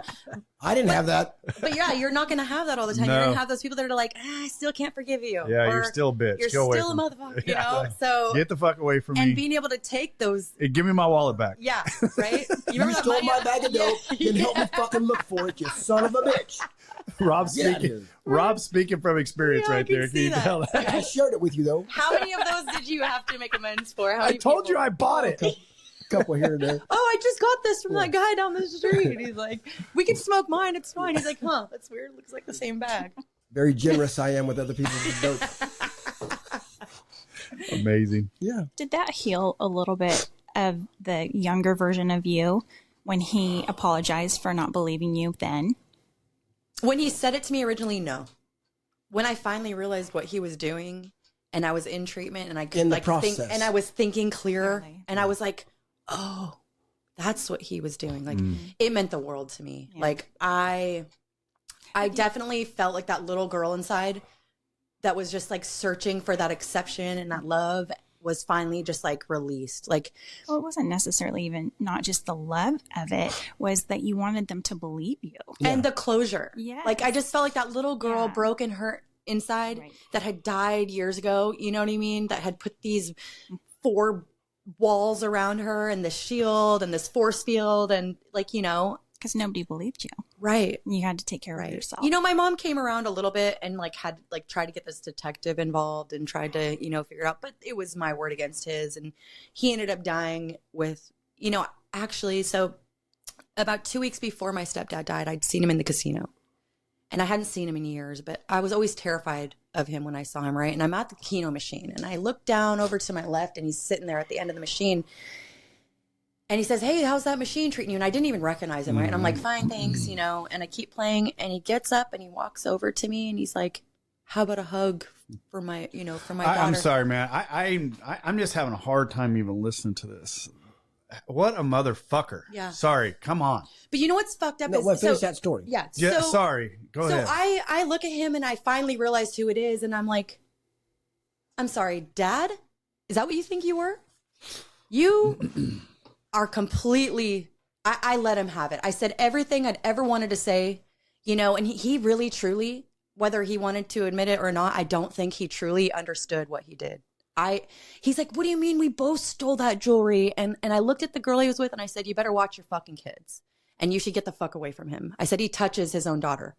And he's like, what are you talking about, Ash? Like and he had, I don't know if he was just so far gone in his he disease, was still in his disease Yeah. for Oh, yeah. sure. but I mean, even But that security. doesn't matter. You know, I mean, It's- he's yeah. sick in his head, but he was sick in more than one way. Oh, And absolutely. he was still trying to get something out of you. Yeah. Whether Oh, it yeah. be your reaction Right. or, you know, Oh, maybe for sure. to start something with you again Yeah. or whatever. It's just sick. I don't It's think he true truly sickness. ever admitted to his own self what he did. Never. And I don't think that You is did something. now.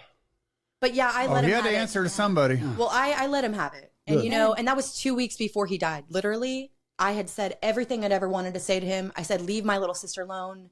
Don't even go near her. Give her that grace. You feel sorry for anything, feel sorry for her. Just leave us all the fuck alone and know you can't have a hug from me. Yeah. Like, I'll- who the fuck are you? How early, how far before you got sober did that happen? Couple years, 3 years. A couple A years? couple years. Okay. Yeah. So you were still pretty deep in your addiction at the time, too. Oh, yeah. But Yeah. I was angry. Oh, You know, shit. I I, was- hope so. I seen him and I said, I the hope fuck so. you can have a hug. I said, Yeah. who the... Yeah, So- come here. Let me hug you with a knife right between the Right. jugular. Dude. So I left that casino, and I just, you know, of course, that little girl inside me was still Mm-hmm. like furious that he was playing that game. Like, how could he not even know? And Right. and I always kept all that to myself. You know, I never called my mom and was like, oh my God, you're never gonna guess who I saw, because to her it was just another wound reopened, and me, I was pretending like it never happened. Yeah. But you tried to talk to her about it how many times before and it never went well. So why would you tell her about this now? Yeah. It never went the way I wanted it to.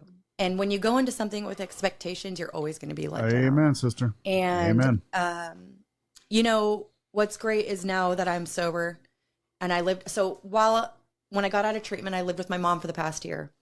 And we finally have found this amazing bonded friendship and mother-daughter that, like, that was the hardest part about leaving there. I was like, I can't live without my mom. I just got her back, you know? And like, That's awesome. we are best friends. We call each other every day. We talk every day. But when I got out of treatment and I started living with her, we finally sat down and she told me her side of it and I got to tell her mine. You know, I got to tell her what I felt like, and all these little things would come up randomly about, you know, my point of view on it, her point of view on it. And we broke down and cried a lot and talked about all the things that we hadn't talked about since I left at 15. And I love That's her. cathartic right there. That's Yeah. healing. That's healing. Right? That is Absolutely. that is the absolute Like most goosebumps. best gift, you know. And Yeah. she's been my biggest supporter. She never left my side. She showed up when I couldn't even show up for me, you know. And I miss her. That's the hardest part about leaving, is not having her, you know. But why did you leave? Because I got to start my life here and be with the person I love, Right. and the longer I stayed there, the more it It's prolonged. time. It's time, baby. Yeah. It's time to go. It's time. And my life is ready to begin Yeah, for the go first get time it. in my life. And hold it, because now I'm going to say this. This it comes to my head. I'm sorry, but I got to say it. When I got left with Maynard's, because Dove Ridge is their sober living place above Maynard's. Larry, my big brother Larry, who just got praying for me. Everybody's a big brother to you, though. Well, older brother. Is that because he's so tall? Yeah. This guy? Yeah, just Fucking midget. He did wear his boots today. I wore my boots, so I'm like 5'7.5" with the boots on. 5'7", it's awesome. But I've got Oh my God! Will you 18 inch stop? guns. Anyway, so for he would come take me every month, 3 months, 6 months, and I was go up to Maynard's to Dove Ridge to the open meeting. Right. And for some this woman I'd never seen, I got my year, and I was like, finally got the year. I was like, well, year in one day, and I was walking out, and this lady I'd never seen. She goes, "Oh, young man, you got your first year." Yes, ma'am. She says, "Hold on to your ass." yeah. And I walked out. I never could find her again. Uh-huh. Like so. Hold on to your ass. You know, It's gonna get good. it is. Yeah. It is my life today has. I never. If you would have asked me a year ago what my life would look like right now, I had no idea. I could not have said anywhere near of what my life has become. My family trusts me again. I mean, Promises, my mom lets baby. my Come mom. on. Yes, my mom lets me borrow her car. But you did the What? work too. I did Oh, the yeah. work. I have done the work. I went both feet in. I went into treatment knowing that this had to work. Yep. This was the only time I was going to do last this. door on the block for you. Oh, dude, Yeah. I when I do something, Oh, yeah. I don't do it in any Yeah. type. No, I do Yeah. it to the fucking most. Yeah. You don't go half-ass. No, it's just all. this podcast and the whole thing. It's just that we jump in balls deep. If I you know? make up my mind, know this, it's getting done. Right. I don't care what hell or high water I Right. have to go through to get there, but I'll find the best way, you know. And And the best motivator for me was when somebody says you can't, and I'm like, watch this, Yep, watch me. watch this. Tell me I can't. Right? Yep. Yeah. Yeah. Yeah. So for sure, and your story of because my recovery literally happened the last 6 days of my 28 days in recovery. I Yeah, I literally. went for 90. I went for 90 Okay. days. Yeah. So you spent a good 86 days of like, fuck you. No, I wouldn't say that. I had these moments of control. Okay. Where I had Me. where things weren't 100%. going the way I wanted them to, Oh, yeah. and my old behavior would come out. That's where, Larry. where I would be full force in 2 feet, give me all the work and all the exercises and all the programs you guys can. I want to know everything there is to know about this because I'm going to master it. Right? At groups, everything. I was first one to attend, first one to be, in the middle. Yep. But if you told me that I couldn't go on like my or go out on my little meeting, Right. if I couldn't go out on my little meeting, I was going to have something to say about it. Right. Or if someone mouthed off to me, I was going to tell you how I felt, and it's a house full of women. I've never Right. lived with women in my life. Oh, so God. that was hard. Right. It's tough. Especially if you got somebody in there that was more of an alpha female than me, because she'd be all crazy and I'd be like, you ain't going to talk to my sisters like that, And then, Everybody's peeing on the bushes around there, marking their territories. Jesus, I love it. but you know what? That got me nowhere. Pillow fight. I have absolutely learned how to be a woman of grace. That's old behavior Right. for me. Trying to fight and protect and be that hardcore. You had to be that way. I had to. That was just living. Yeah. I was just living. Survival mode was Right. I could say the core of my life from ages 14 and on until the last year of my life. I no longer live in fear. I wake up happy. You know what I mean? I don't wake up know. swinging. I wake up happy. Right. And you know where you're going to wake up at. Yes. Yeah. Hopefully. Yes, I do. I'm just kidding. I was just I saying. just had to see if you were going to think about it. I'm like, you stopped me for a second. No, I wake up in a wonderful life that I never thought could be possible, I'm going to say this, and I just interrupted. She's mad at me right now because I interrupted, but I have to say something, and hopefully your boyfriend listens, but God bless him. God bless him for forgiving you. Absolutely. Well, that was my question. How did you end up Yeah, reconciling amazing. with him? So when I went into treatment, he was like not sure if Right. he was going to do it anymore. He knew that I needed it. He was still supporting me as in like, Ash, I love you, but I don't know if I can trust you ever again. Yeah. I don't know if I can move forward with you. I'm not proud to call you my girlfriend. And that was devastating for me, but I got it. You know what I mean? I understood I had hurt him. How long did it take you to get that, though? Were you there before you went into rehab? Were you at that thought process before you went into rehab? Yeah. Okay. So I knew I had fucked up. Yeah. You had started owning your shit immediately. Ish. Yeah. Okay. I knew to myself that I had Right. fucked up because the guilt was there. I Right. knew I was wrong, Yep. And Oh, I I knew know. that I was a piece of shit for lying Right. and making him seem crazy. I got, you know what I mean? Like but I didn't want to admit it. I wanted to believe that I was this perfect woman that just didn't know how to get her shit together. But I didn't take any accountability to him, What point did you admit you're an addict, an alcoholic? Or did you know that way before you even went into rehab?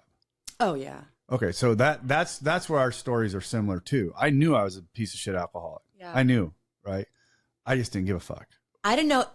I always knew that there was more for me in life. Right. Me too. But I had accepted that life You because settled. I was good at it. I settled for it. And I was like, you know what? Well, fuck it. At a certain point, I was like, this is going to be my life. And I guess I'm just going to have to figure out how to fucking do it better, And I've tried every way to do it better. And it all ended up in the same boat with nothing, Right.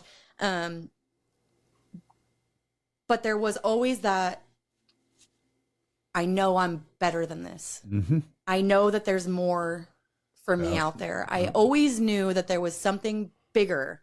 I just had to find a way to get there. And I didn't know what it was, or I didn't know how I was going to get out of it, but I prayed. You had to be broken. Oh, I had to break. You had to be broken. I had to break. Human beings, we move at the speed of pain. I had been broken my whole life, though. You'd think I would have woke up, But you were never in enough pain. No, I was just in surviving mode. Yeah. And I had so much trauma that I didn't see in my soccer mind.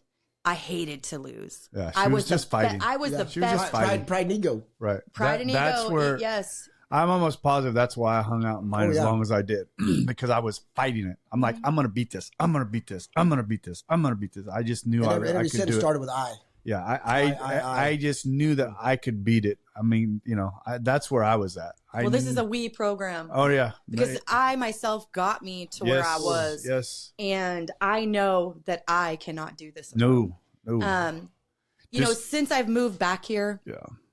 it's a huge culture shock. I had a huge Sonoma County, God bless them. They have the most amazing, huge recovery. It is just massive.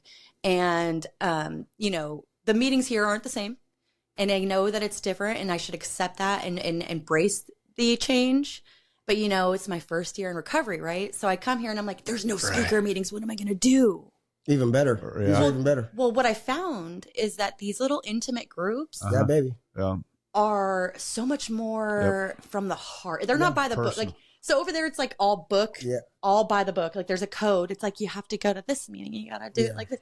But here it's like, oh, fuck. Fuck that. Find what you need and go get it. No shit. Right. And it's so much more intimate. Yeah. And if you don't find what you need, build it. Right. Right. We've done it. Right. We've done it. And so it had definitely opened my mind about being closed-minded. Right. Because I'm like, here I am trying to do things my way again. Oh, for sure. And as soon as you start expecting something, you're going to be let down. And then I get over here and I'm like, Steph, I don't know what to do. There's no meetings over here. She goes, what are you talking about? There's all kinds. She's like, come on, let's go to a meeting. She's awesome. Yeah. I love her. So did you know Stephanie before? I did. And you know what's fucking crazy is we both were using secretly and we hung out all the time. We were like best friends, but we never told each other. Never shared your meth. Never shared our meth. Never shared our meth stories. I shared what would have been meth stories, but they weren't mine. They're hits. They Hers. were no. That's They were awesome. some stranger. Let me tell you about this. Let me tell you the story about this motherfucker. Yeah. As I'm looking in the mirror. Yeah. Yeah. Yeah, So that's not, fun. I've never done anything. And so I don't know the signs or the symptoms or I mean, I think I have. We have been around people, but it's not been that I've been around someone in an active addiction of meth or cocaine or anything like that. So I wouldn't know. But did your mom know? Like in the beginning when you were first starting to dabble, or even with your of course. stepdad, do you think that she had an inclination that there was something going on in her So head? here's what I've learned about people in recovery that love someone, right? Denial. They're hoping for the best. You want to believe that the people you fall yes. in love with and that you love and you've let in after you're healed in yourself and you love yourself again, you want to believe that these people are good. And it will blind you. It will absolutely blind you if you're not careful. You know, my mom had many, you know, he had relapsed a few times but came back. She let him in. You know, she didn't want to break up her happy home. Sure. And for the first time, she had like a happy home. Too. Stability, right? And I mean, she'd had nothing but shit bags. And I can only relate to this 100%. My heart breaks for her to even hear that, because My she mom is a has freaking recovery. warrior. Yeah. She had recovery, and she just wanted some simplicity in her life to go along with that recovery. And she was, God bless her for staying true to her recovery. My mom look is what an she's angel. got out of it. So she's remarried. And Hopefully, please tell me it's an amazing man. I love him. Good. I call him dad. She deserves it. I call him dad. He's amazing. He's so good to her. She don't cook. She just retired from the D&B. She's like, I don't have to cook, but he cooks great. So it's great. That's awesome. Living with both of them has been an amazing gift. When I moved in, he's like, oh, fuck. What am I in for? Because he only knew me and my disease. Right. For sure. I mean, their wedding day for hell. I mean, I literally had gotten out of jail that morning, made it at 2 p.m. when I'm supposed to be the photographer of their wedding, barely made it as she's walking down the stairs, and I'm just a shit show. So that's what he expected. But how'd the pictures turn out? Great. Of course they did. That's something I could never fuck up, you know? You just do a little bump, good to go.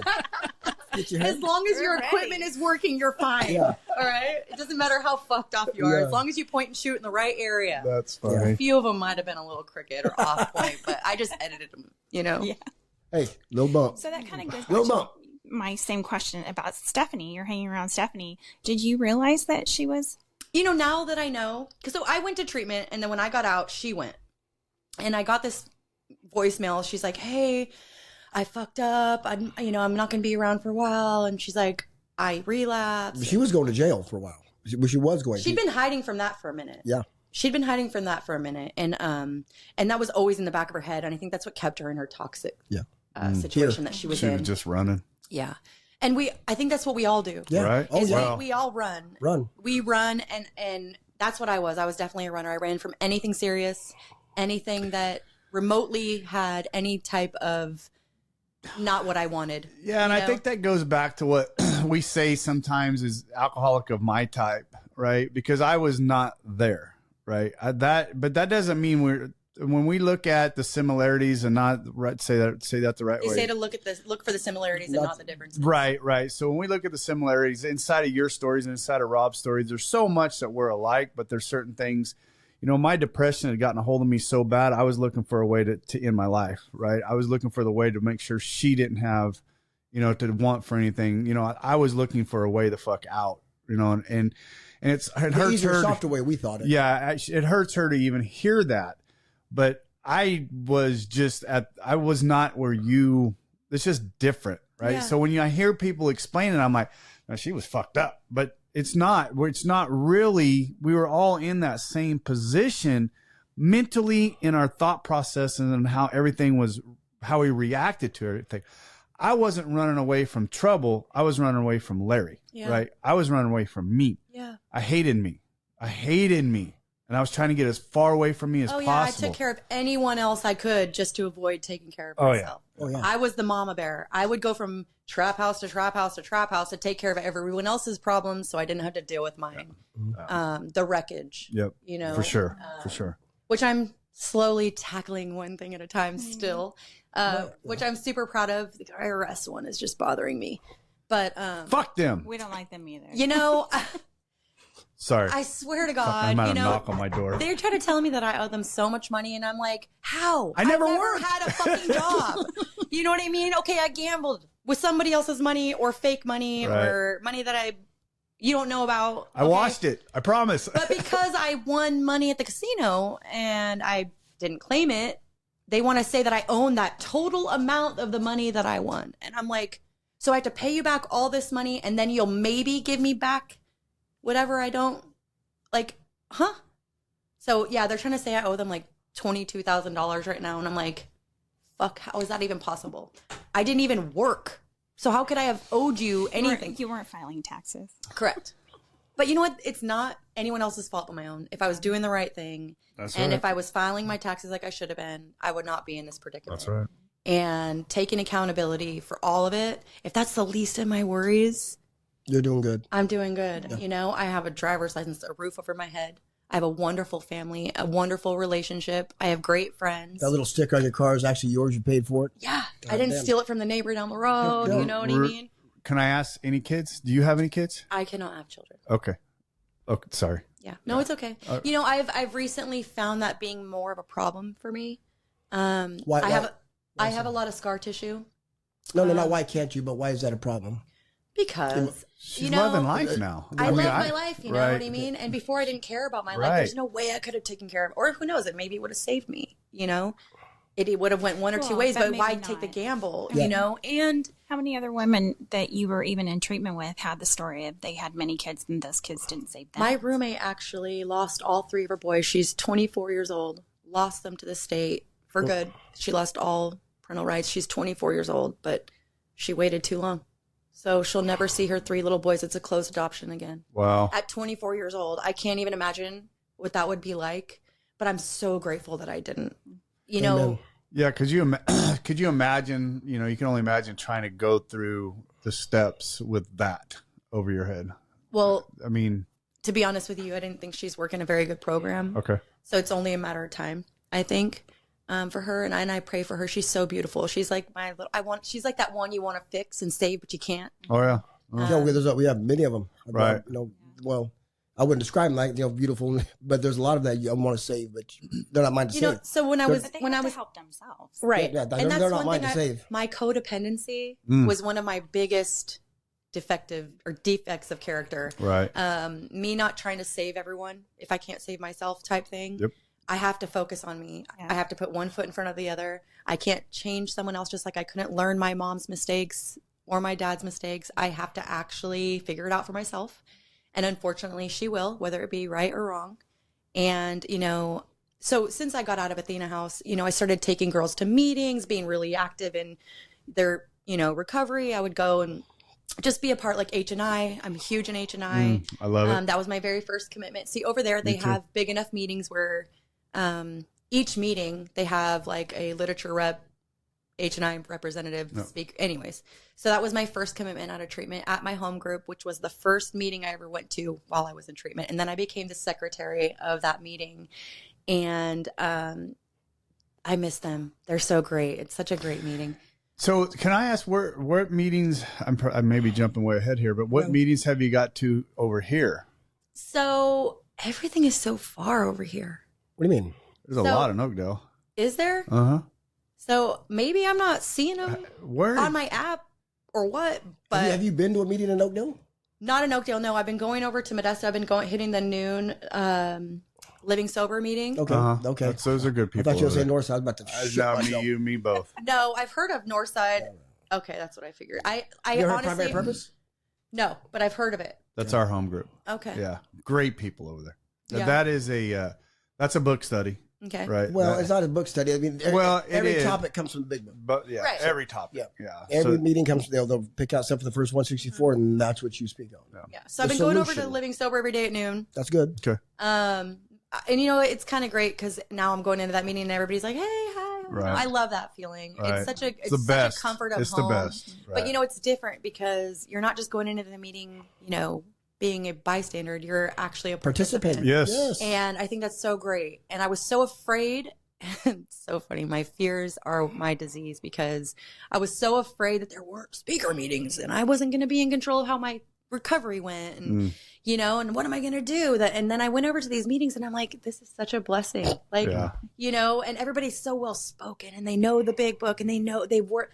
She's heard Matt speak, I'm sure. Yeah. Oh, definitely. Matt from Living Sober. You know what's the fun thing though is because I travel a lot and when I go to outside meetings, because you heard this when we were at the national convention. I heard a lady speak about this, that when you go to different meetings all throughout the country, they're all held differently, right? The format's different. Everything is just so different, and then people have such a hard time.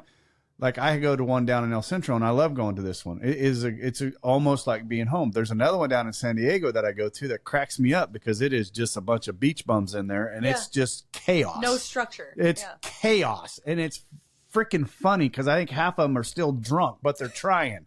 As long as they're showing up. They're just trying. I don't know if they're there for the AA or for the coffee. I'm not for sure whatever gets they're you there, for. baby.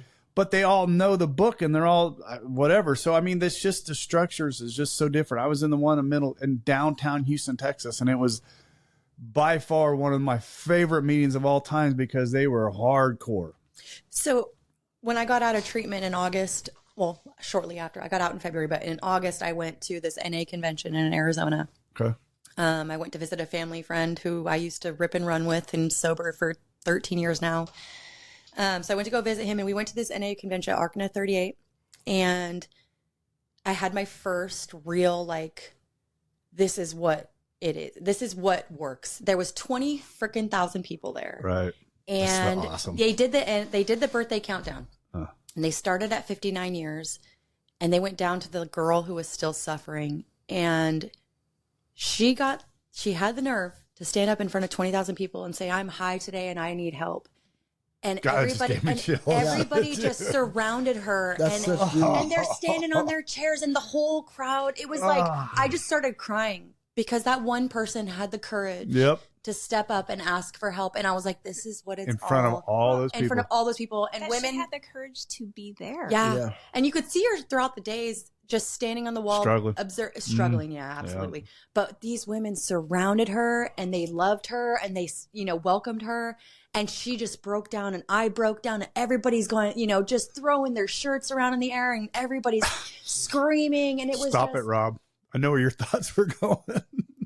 It was like enough of your hair to stand up on your arm to go, wow, this is why. See, they didn't do the countdown. Which pisses me off because they didn't do the countdown at the AA. The person who has the least amount of sobriety always gets a big book signed, That's what happened with me. Yeah, which is awesome. I don't know why they didn't do it. I don't know. It was weird. I mean, the international convention, it's in Canada. That's why. It's 80-some thousand people saying the Serenity Prayer, and it's so powerful. Oh my gosh, I still have it recorded somewhere. Oh, I have mine. I watch it on purpose just to be able to It's incredible. Relive it. Yeah. It's like the first time I went skydiving, I relive it all the time. I'll play the video. That's what started my hip. My sister Tammy, her 40th birthday. And I was just getting sober. I was right before I got sober. She wanted to go because our parents have been dead forever. She goes, on my 40th birthday, we're going skydiving. All right, whatever. So everybody's coming. When you come in, we're supposed to lift your feet up and you slide on your ass because you got the guy on your back because you can't do it by yourself. And this prick bounces me on the ground. I mean, I was hurting for. I think that's what started. The hip. Because I walked into mine. They wouldn't let me walk in. I had to slide, and I called this guy everything but a white man. Oh, dude, I was so fucking mad. No, I'll never do that again. I went on my 33rd birthday, and it was like how high were you? 12,000 feet. No, how high were you? 12,000 feet. Good answer. No, I was definitely. You know what though? I was at that point in my addiction. I think I wasn't high anymore. I was just sustaining. Okay, I was trying to. Right. Just trying to maintain. Was there higher peaks and then were you the drugs went from real fucking good to what is this? You got high, real high, and then you got what the fuck am I doing? I'm tired, you know? But you were just trying to maintain some sort of feeling. Well, yeah, you become it's just a daily you just what you do. Daily grind. Right. And it's not something that you get higher. Of course if I woke up you're going to be sick if you don't. I wouldn't get sick because I just crash out and sleep. Fentanyl wasn't my drug, and I think that's where people mostly get sick. You get more just tired and lethargic when you don't have meth after you use meth for, you know what I mean? You feel like you want to be sick because you're like, how am I going to get up and move around? But your dopamine, you're just done. Yeah. You're just crashed. You got nothing. Yeah.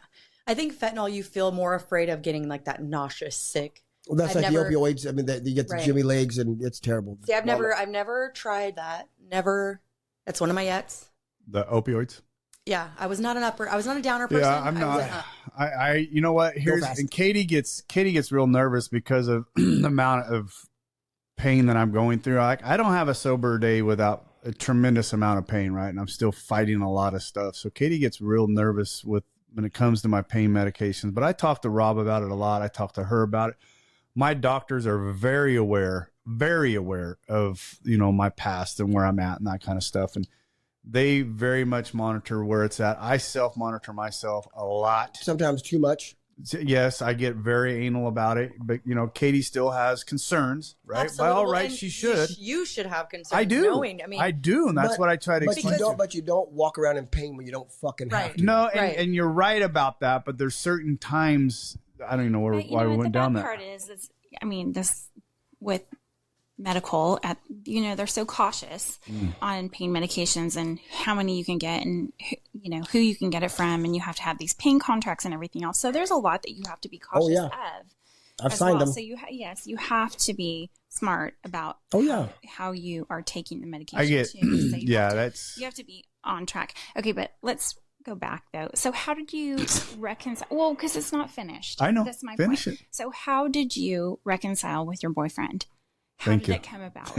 So, he started going to the little visiting classes. You have to do 4 for 4 weeks, or 1 for 4 weeks, every 4 weeks for 4 weeks or whatever, and then you can come visit. Well, there was this lady that was like the person that kind of instructed those little classes, and they were through Zoom. And her name was Viviana. And she came to see me before Ryan's first class, and she basically wanted to know what it was about Ryan that wanted me to keep him around, right? And I think I broke down enough, and I said, I love him, and I messed up, and I just want him to know, but he has no idea about addiction. He had no idea what he was dealing with. He thought that if you went to NA or AA meetings, you're cured. No, you thought you were a drug addict because you're hanging out with addicts. You are who you hang out with. And he had only had one experience with this program.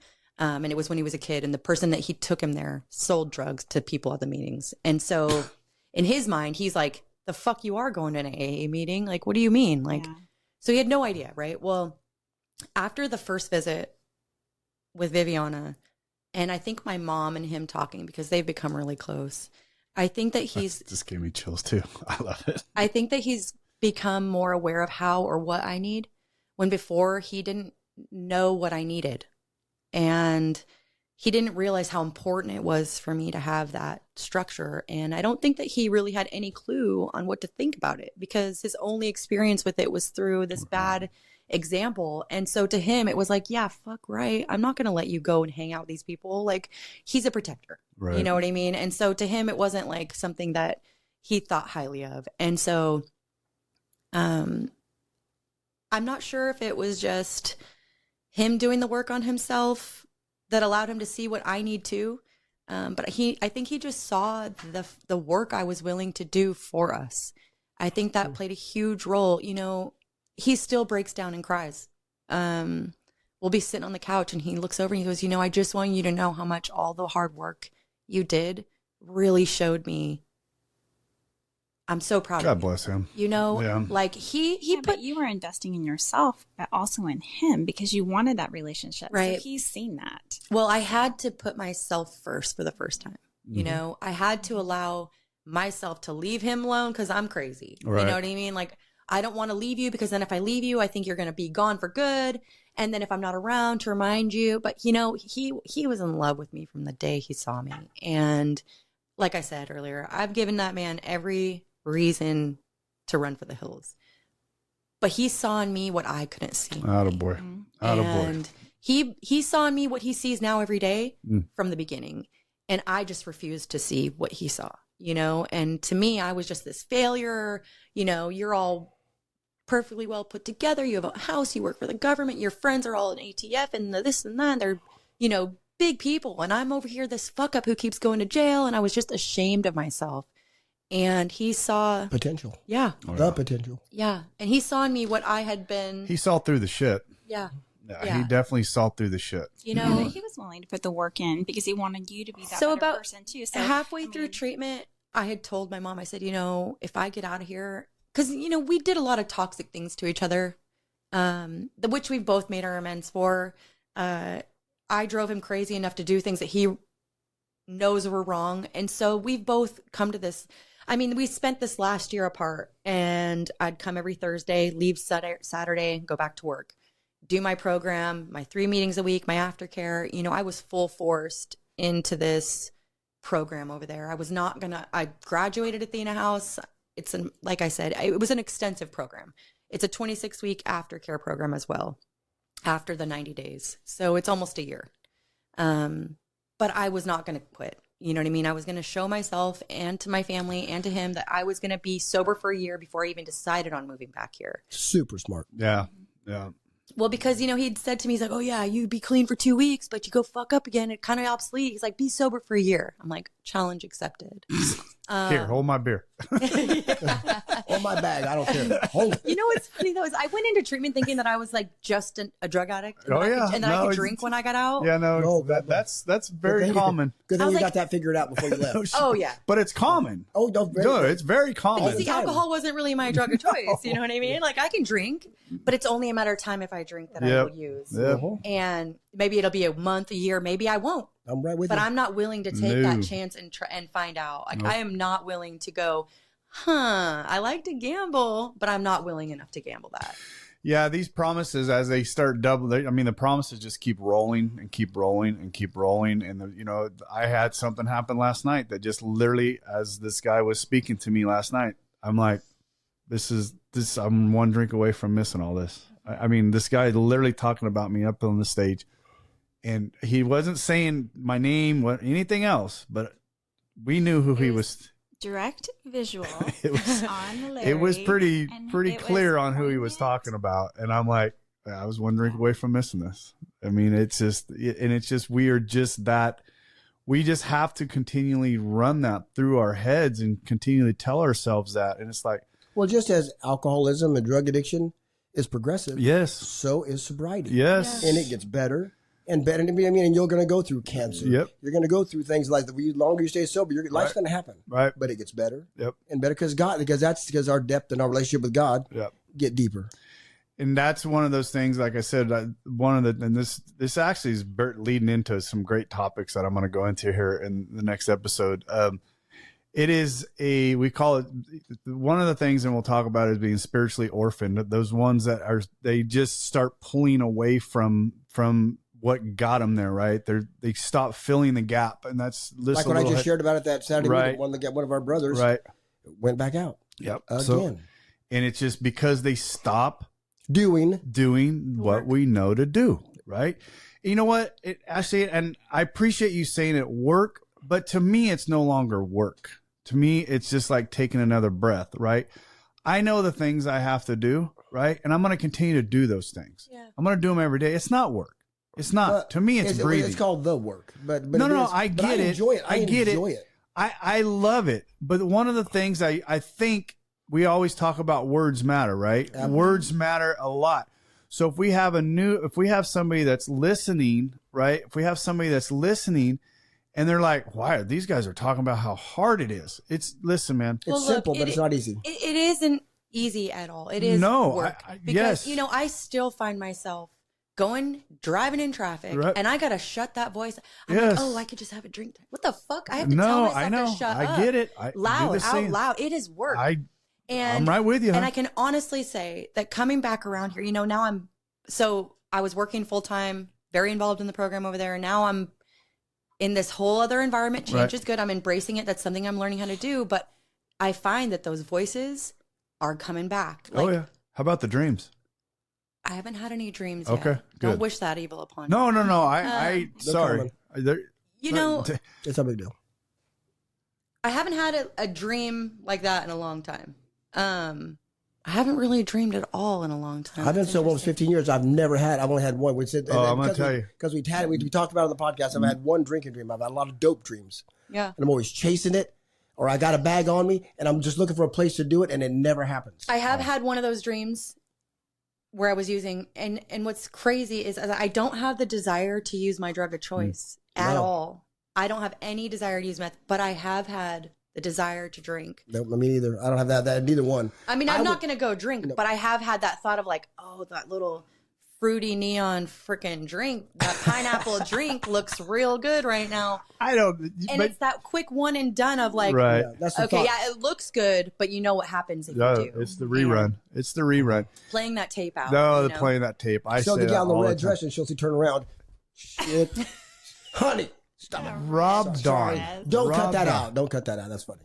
Yeah, that is, and I say that all the time. We replay that tape in our head, and because But I before can we tell you right couldn't. now, no, I know, but people say, how do you still talk about alcohol the way you talk about it? Listen, man, I say this all the time. An old fashioned is probably one of the most prettiest, elegant drinks I've ever seen in my life. I love an old fashioned smoke. In fact, I can smell it and look at it, but I know damn good and well if I pick that thing up, my world is coming to an Right. end. I don't have a desire, but I will Yes. say that in summertime, Yes. going to the river, watching yeah. people having a good I'm like, oh, like 4th of July this year was my ultimate test. Right? Family came, we go floating down the river, and I'm sober, mom's sober, but everyone else is drinking what we call Skippy, right? And it's like this really good lemonade, and lemonade is my thing. I don't know what it is. I'm absolutely in love with these lemonade drinks. But everybody's drinking it, and by the end of the day, I'm going, you know what? Everybody's shit-faced, and I'm Thank not. God, right? And this feels so. I got to be the sober driver. Mm-hmm. I don't have desire. I have A thought every now and again. absolutely. It's a thought. It's a thought. I'm it's like, oh, the these second motherfuckers thought. are Yeah. back there drinking, you know. And I'm It's like, the second, as building Pat a says. resentment. As It's Pat not- it's says, not the it's obsession, not it's the the first thought. Yeah. Pat always says it's not the first thought that's wrong. It's the second thought that's wrong, right? If your first thought is, man, that looks good, and your second thought is, I think I'll just try one, that's wrong. right. If the first thought is, man, that looks good, but fuck that. No, know I that's know going where My Right. that's second, my right. second thought is normally like, yeah, but I get to be present. I get to be the sober driver Right. for the first time in my life. I don't have to be fucked up on 4th of July where I'm coherent. And we had an amazing 4th Right. of July. My family still talks about it, you know? But before I would have been so shit faced, I would have been like, I'm out of here. Bye. But you we know, but like her and I, like Ashley and I, we know that first drink is. If we have a drink, I know. Eventually I'll Bag go is use coming. it. Yep. Yep. Because I'm going Or to have that too or much this. one night and I'm going to get a little bit too buzzed and I'm not going to like it. And I'm going to think I need to sober up and I'm going to be right back at Or I'm it. gonna say, look how far I've gone. Fuck it. Right. You know, and yeah. And I can just do it one time. But I remember the pitiful and of both times when because I failed a drug test at work. That's where the meth had to stop, and that walk of shame. I had to go home and face my wife, who didn't know, and then 6 years later, 5 years later, beating yourself up through Jack Daniels, and then Right. that shame and pity and pissing, just pitiful on the floor, crying like snot, ugly. Yeah, I I've remember had that. a few of those. I remember that. I've had a lot I of won't, those. I won't go back there. I have no desire. I mean, I enjoy drink- my a life drink too never much. looks good. No. a bag of dope never even sound good. I just like to joke about it, but it's not. And I love this. I love this. And that's more what than I- anything. like I said, sitting there last night at that Christmas party, everybody's drinking, having a good time. I'm sitting there, as miserable as I physically feel, I'm still enjoying talking, and it's And I just. tried to get my wife loaded just- last night. She wouldn't take a drink. I got tried mine. for 26 years. Mine to You're get did. like, I drunk. want to live vicariously through you. Go ahead. No, have a I drink. want to take advantage. Oh. Get drunk. My wife got back to the hotel last night. She goes, I haven't been this buzzed in a long time. I'm like, fuck yeah. Let's go. That's what I'm talking about. So I have a question. Did I answer? Well, I have two questions. Did I answer your question about how did we About overcome? Ryan. Yes, yeah. yes. I just And then I have mean, another question it was because a slow process for you guys to come back to each other, but you did, and that's the point. absolutely. And I actually told him this morning. I said, "Do you want to come?" I was like, "It might be." I'd have loved it. It Oh, might yeah. be a We'd little have got good. him. Yeah. Might have been a good little spin on how it is to be in a relationship. So Right. I have a question for you. Sure. How is it that because you don't have recovery or anything in your background, you've never been an addict at all? She's How is it being that with someone in addiction? Like, how do you cope with? I mean, I see that you obviously go to meetings and stuff with him, and you're supportive. How is that for you? I mean, it's different. I think what Rob's wife, Bonnie, is also different than me. So even for your boyfriend, it's probably different for him. I try and support him in any way. Monday, I know that where there's going to be, if he's home, he's going to be in Oakdale on Monday nights. And if he's home on Saturday mornings, especially now, he's going to be at that Saturday morning meeting because That's it's fun, at the yeah. right time for him. Yeah. So yes, totally supportive. If he wants to go to the open meeting at Primary Purpose that I can go to on Friday, I'll go with them. If I don't have something else there, I am supportive of that. He wanted to go to Canada for the convention. Absolutely wanted him to go. So, this came about two parts, I mean, was I excited about investing in all of this? No. Does it take a lot of our time? It does. But you know what? He gained so much from it, and he's met so many awesome people. I mean, the stories that, I haven't sat in a lot of them. I've listened to all of the podcasts, helped him edit. You got to cut that out there. We haven't finished your story. That's why I wanted to get, where you're at and how it came about. I think those things are important, where you have to finish the story so we have an understanding of really where you're at and how you got there. Yeah. But we I have to support this, but I think it's made me a better person. I have a better 100%. Understanding Absolutely. of his sobriety, of what Rob's gone through, what Bonnie's gone through, some of these other wives. I have a sisterhood in a sense with these wives as well. So, am I grateful? Every day. Every day I'm grateful. Do I know that it takes work? It takes work. And sometimes there's ebb and flows even in our relationship that we have to figure out. And it's, I don't know. I was drinking last night, and it's not something, I mean, we have alcohol in the house. It's not that big of a deal, but I don't drink often. And when we've been in other situations, it's not like Larry is crawling out of his skin. It's just an awkward feeling for him. It's almost like, you don't know what you're doing, or where do I put my hands, or how do I handle this? Because it's just, that extension, that beer or that whiskey or whatever else, was that also part of your persona. Yeah. And so I feel in those situations, like last night when we were at that party, he was kind of like, he was fine, but I think that maybe he was feeling different. But that's still you feeling that. It is. Yeah. And I think it's me, and I'm always wanting to make sure that he's okay. You okay? You need something? What do you need? Eventually that'll go away. Do you think that that's your fear of like him maybe like possibly relapsing, being in that type of environment? I don't worry about that. I think that I don't want him to be uncomfortable. Yeah. And I don't want people to look at him like, oh, poor Larry, he's an alcoholic. It's not, it's not poor Larry. Yeah. I mean, he's a success story at this point. I mean, yeah, does he work on it every day? Every day he does, but I mean, I'm so proud of him. I'm proud of this platform. We just got the Spotify numbers back. He was just sharing with Rob and Bonnie and I. And you know what? Yeah, their numbers were great. And how many hours that they were listened to over this past year. Pretty cool. And really, if you look at it from January to now, you guys were 4 months into it? You were 4 months into your journey here. So we didn't have some of the big stories that we had. Yeah. We've had some major ones. ones. And the way we've done this, the way we've conducted it is grown up. We've grown as well. Yeah. This one, this is going to be, this will be the second, actually, you'll be the last one of 2025. The topic that we're getting ready to do will be the last one of 2025. So it is, we've had, I don't know, without actually, we'll maybe talk about it on the next one, because I think it will be.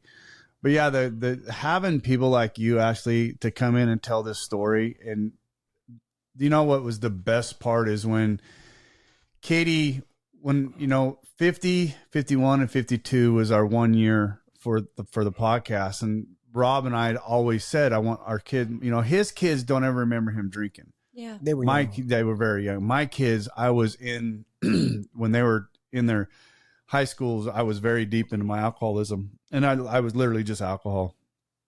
And I'd hurt and done some things, and to my kids, and it was bad, right? And so 50 was my youngest daughter. She was on here. 51 was my oldest daughter, and 52 was my wife. That was the wives. The wives telling their stories. I think.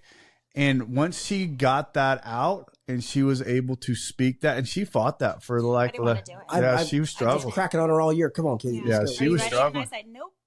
Yeah, she was struggling. And I pretty much, especially of course they went to their core circle, and those were the first, Right. 10, Right. 12 people and podcasts in which they did besides their podcasts. So, everybody was encouraging, and they all felt like they got something out of it. My cousin came on here and she had a great one. She's not even an alcoholic. And Yeah, she's it was not. awesome, And it was her dad was an alcoholic, and so I know that for her it was cathartic for her to do it as well. Yeah. And it was, I think, a hesitation for her because she had to think it over and talk to her family as well about it. But what I got out of it, it was peace. There's still some things that it doesn't like hurt, but it turns things up, and I just don't like it. We just talked about this. For me, some of his horrific things, alcohol wise. Yeah. We went to a birthday party for his work friend, and they had rented a charter bus, and we left from Sacramento and we went to San Francisco to a Giants game, but it was the whole day of drinking and, Jello shots on the bus. And then we went to a restaurant and we ate, and there was drinking there. And then we get to the game and there's more drinking, and we're at the nosebleed seats in the very top, and Larry's just ripped. Yeah. And he said, I'm going to go down. And I was like, okay. Well, he seemed okay at that point, and he really wasn't. And he comes back up and he's falling up the stairs. And then It's embarrassing it Yeah. just to hear it. and on the way out, he's falling down the stairs and I'm trying to catch him. And it was so much on me, and I was so angry at him. And then we get back in the bus and everybody's drinking, and there he's drinking again. So Puke and rally, baby. it was just, it's That's all what moments that's where like powdered that. accelerates come in. I might, You know what? And I'm honestly, I am bump. so glad my thought process didn't go to that. Yeah. I never even thought about it. It would have been a whole other ride for me. Yeah, because I never even. Baby, but you know what? I I'm a did it in I'm high a problem school. solver. I'm a problem solver. You're an idiot. Is what I'm you so are. thankful at this point, that one, he got treatment, and that there wasn't anything else major. There was no DUIs. There was no. I have a fistful he yet. didn't- He Yeah. hadn't. He hadn't wrecked a car. He wasn't cheating on me. I mean, there was all of those. That you know of. It's not even funny. It's not even funny. Just got done saying. I'm kidding. There's just, those parts of his story, I can't resonate with some of the other people or Yeah. the atrocities that they've been through. But, I'm grateful for his sobriety, but I'm thankful that he has this platform, that he's got Rob. And I have said this again, and I'll keep saying this, his core group of men that are around him, it's just, I wish that for everyone. Mhm. I do. And here's an important piece too, is that, I try to explain this to my boyfriend all the time. He's like, sometimes he'll feel like he wasn't enough for Oh, me God. to change, Yeah. right? And I have to tell him, I'm like, it has nothing to do with you. Yep. Like, I wanted to give you all of what I could, and I loved you more than you'll ever know, but I didn't love myself. And I think that's a huge part of most relationships, where you have this one part that's, using in their active addiction, and the other part that's like, why am I not enough to be better for? Or, what can I do to save you or change you? But there's nothing that anyone can do. No. And it's nothing personal. I tell him all the time, I'm like, I absolutely wanted to give you all of me, but I didn't know how to love me. So I couldn't let you, no matter how much you gave me love and showed me this better life, love me, because I didn't even know what love was. I didn't know how to let you in. I was terrified of you hurting me. So here's another part, and it's probably going to make me cry. But for you, I hope that you get to the level of what I have now, because Larry loves me more and he loves me harder today than he did 5 years ago, than he did probably when we first got together. Absolutely And true. he's so grateful. So I think my hope for you is that you can get there, that when you can love yourself that much too, and that you can be grateful and thankful and love him that much. I do. too. Like I said, this past year has not been easy, being apart from each other, trying to figure myself out and trying to, do all the work that it takes to find that peace, which, that's the biggest thing I've taken from this program is I finally feel that whole. Oh, I feel like the me before all the trauma, whoever that little girl was, I finally feel like her, but an adult now. Like I don't carry the burdens. You know, when I went into treatment, I wrote my little autobiography and I said, you know, I'm so sick of carrying around this baggage of a story. I'm so sick of explaining my trauma to people. When I'm done writing this autobiography, which was a requirement in order to phase, I'm going to burn it and I'm going to start writing a new story. So I burnt it, right? And I was telling you this when I first got here, is I'm finding it hard to like share at meetings and tell my story because I'm so tired of carrying around that story that like I'm trying to write a new one. All right. And like I said, there's this peace within me that I never thought imaginable. Like even when I'm in my own head or feeling crazy, like I know now what to do. Serenity. And it's so, yes, Serenity. it is so peaceful. And I don't feel anything but whole anymore. I love how you being comfortable in your own skin finally. I don't have to wear a mask for anybody. Yeah. And I won't. And this is me. It goes what Katie was saying, you know, when I learned finally how to love myself before anything else, the amount of love that I feel for other, you know, for her especially is incredible, right? Because it almost like about a year 4, year 5, right around in there when I finally started to, because everybody's heard me say this a million times, I could not forgive myself for such a very long time, right? That living amends that I had to give myself took forever to get to. And once that started to release, the further and further I got away from that piece of shit that I was, the more that living amends that I was giving myself, the more peace I was giving myself, the more I stopped taking myself so seriously, the less of that old man and the more of the love that came out. And the more I just fell deeper and deeper and deeper and deeper in love with my wife, in return with my kids and my grandkids. And it's just like, then the gratitude, you know, there'd be some days I'll just be driving down the road and the gratitude just overwhelming. Same. Just overwhelms me and I can't help it. And I just start texting all the ones I love. I just texted this numbnut the other day about how much I love him. And I just get overwhelmed by how blessed I am for the men and the women that I have in my life, that I you know, there's nothing different that I had before. It really wasn't, because if I'd have ran into Rob in a store, we probably would have been bestest friends. Yeah. But I'm so grateful for it now, because now I can appreciate it where I just couldn't appreciate it before. See, and I'm a little different for Ryan. I could have had a picture of my kids in the rearview mirror, you know, I was not going to stop drinking. No, I wasn't either. No. And it's not that I didn't love my family. No. And it's not that I didn't love myself. Right. I just was selfish. I love myself more than them. Yes. There's no other way to say it. No, 100% right. You know, I loved myself, and my needs I put before everybody else. But so by my do you actions, think that that's more ego? it's more just selfish. My needs are going to get met first. Yeah. And then and then we justify, rationalize, and minimize them. Yeah.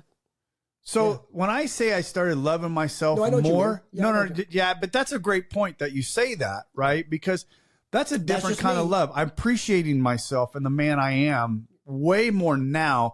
Before I was loving myself to tell everybody else to go fuck themselves. And Fuck you. don't get me I wrong. need this. It's Right? This is for me. A self-destructive Right. love, It's- but it is it still is. Yes. The love I have for myself today is more of like that nurturing, Yep. setting Yep. boundaries woman Yep. that can like achieve things without feeling no worth. Yep.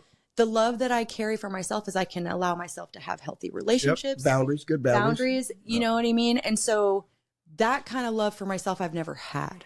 I would be willing to disrespect myself at any given moment just to get my needs met. Mm-hmm. Or I would allow someone to disrespect me just to get my needs met, whether it was always something I needed. Right. But now I know that I can give myself those things that I longed and looked for in other people, like men. You know? Have you found that you've had to cut people out of your life even now? Not necessarily people that were in your life prior to you, you know, going through your program and everything else, but have you come across someone that you're like, this person's not good? My brother. And, you know, that's really sad for me because me and my brother, we were like this. We went to the Valley of the Moon group home together. We were with each other through everything. Through that tragedy. Through everything. And we've always been really close. And unfortunately, right now, he's in denial of the kind of life he's living. He thinks that he's just doing everything great because you have a job and you put a roof over your head. Yeah. But you got 2 little boys that see you, that. you know what I mean? And it's not just That's about it. being present. No. It's about being involved. Yep. Yes. You can't just go hide out in the garage and expect to be a good dad. No. You know, and That's me. I was an absentee father. and for And me, husband. he has thought that I'm no longer fun due to me being, you know, because we were party buddies. But you know, no, I think I've just separated myself from him, not because I don't care for him or I can't be around him. It's that I can't be around somebody that doesn't see themselves. And it's very toxic to hear somebody deny who they are and not be able to be like, look, you're fucked. I'm not there to do that. And I know that I will try to Right. be that. And I'm not going to play that whole high and mighty, I'm sober now and listen to me. He'll figure it out when he's ready. But for me right now, his toxic behavior is something that I can't subject myself to because I used to be in that toxic But there's growth way of in thinking. that too. Yeah.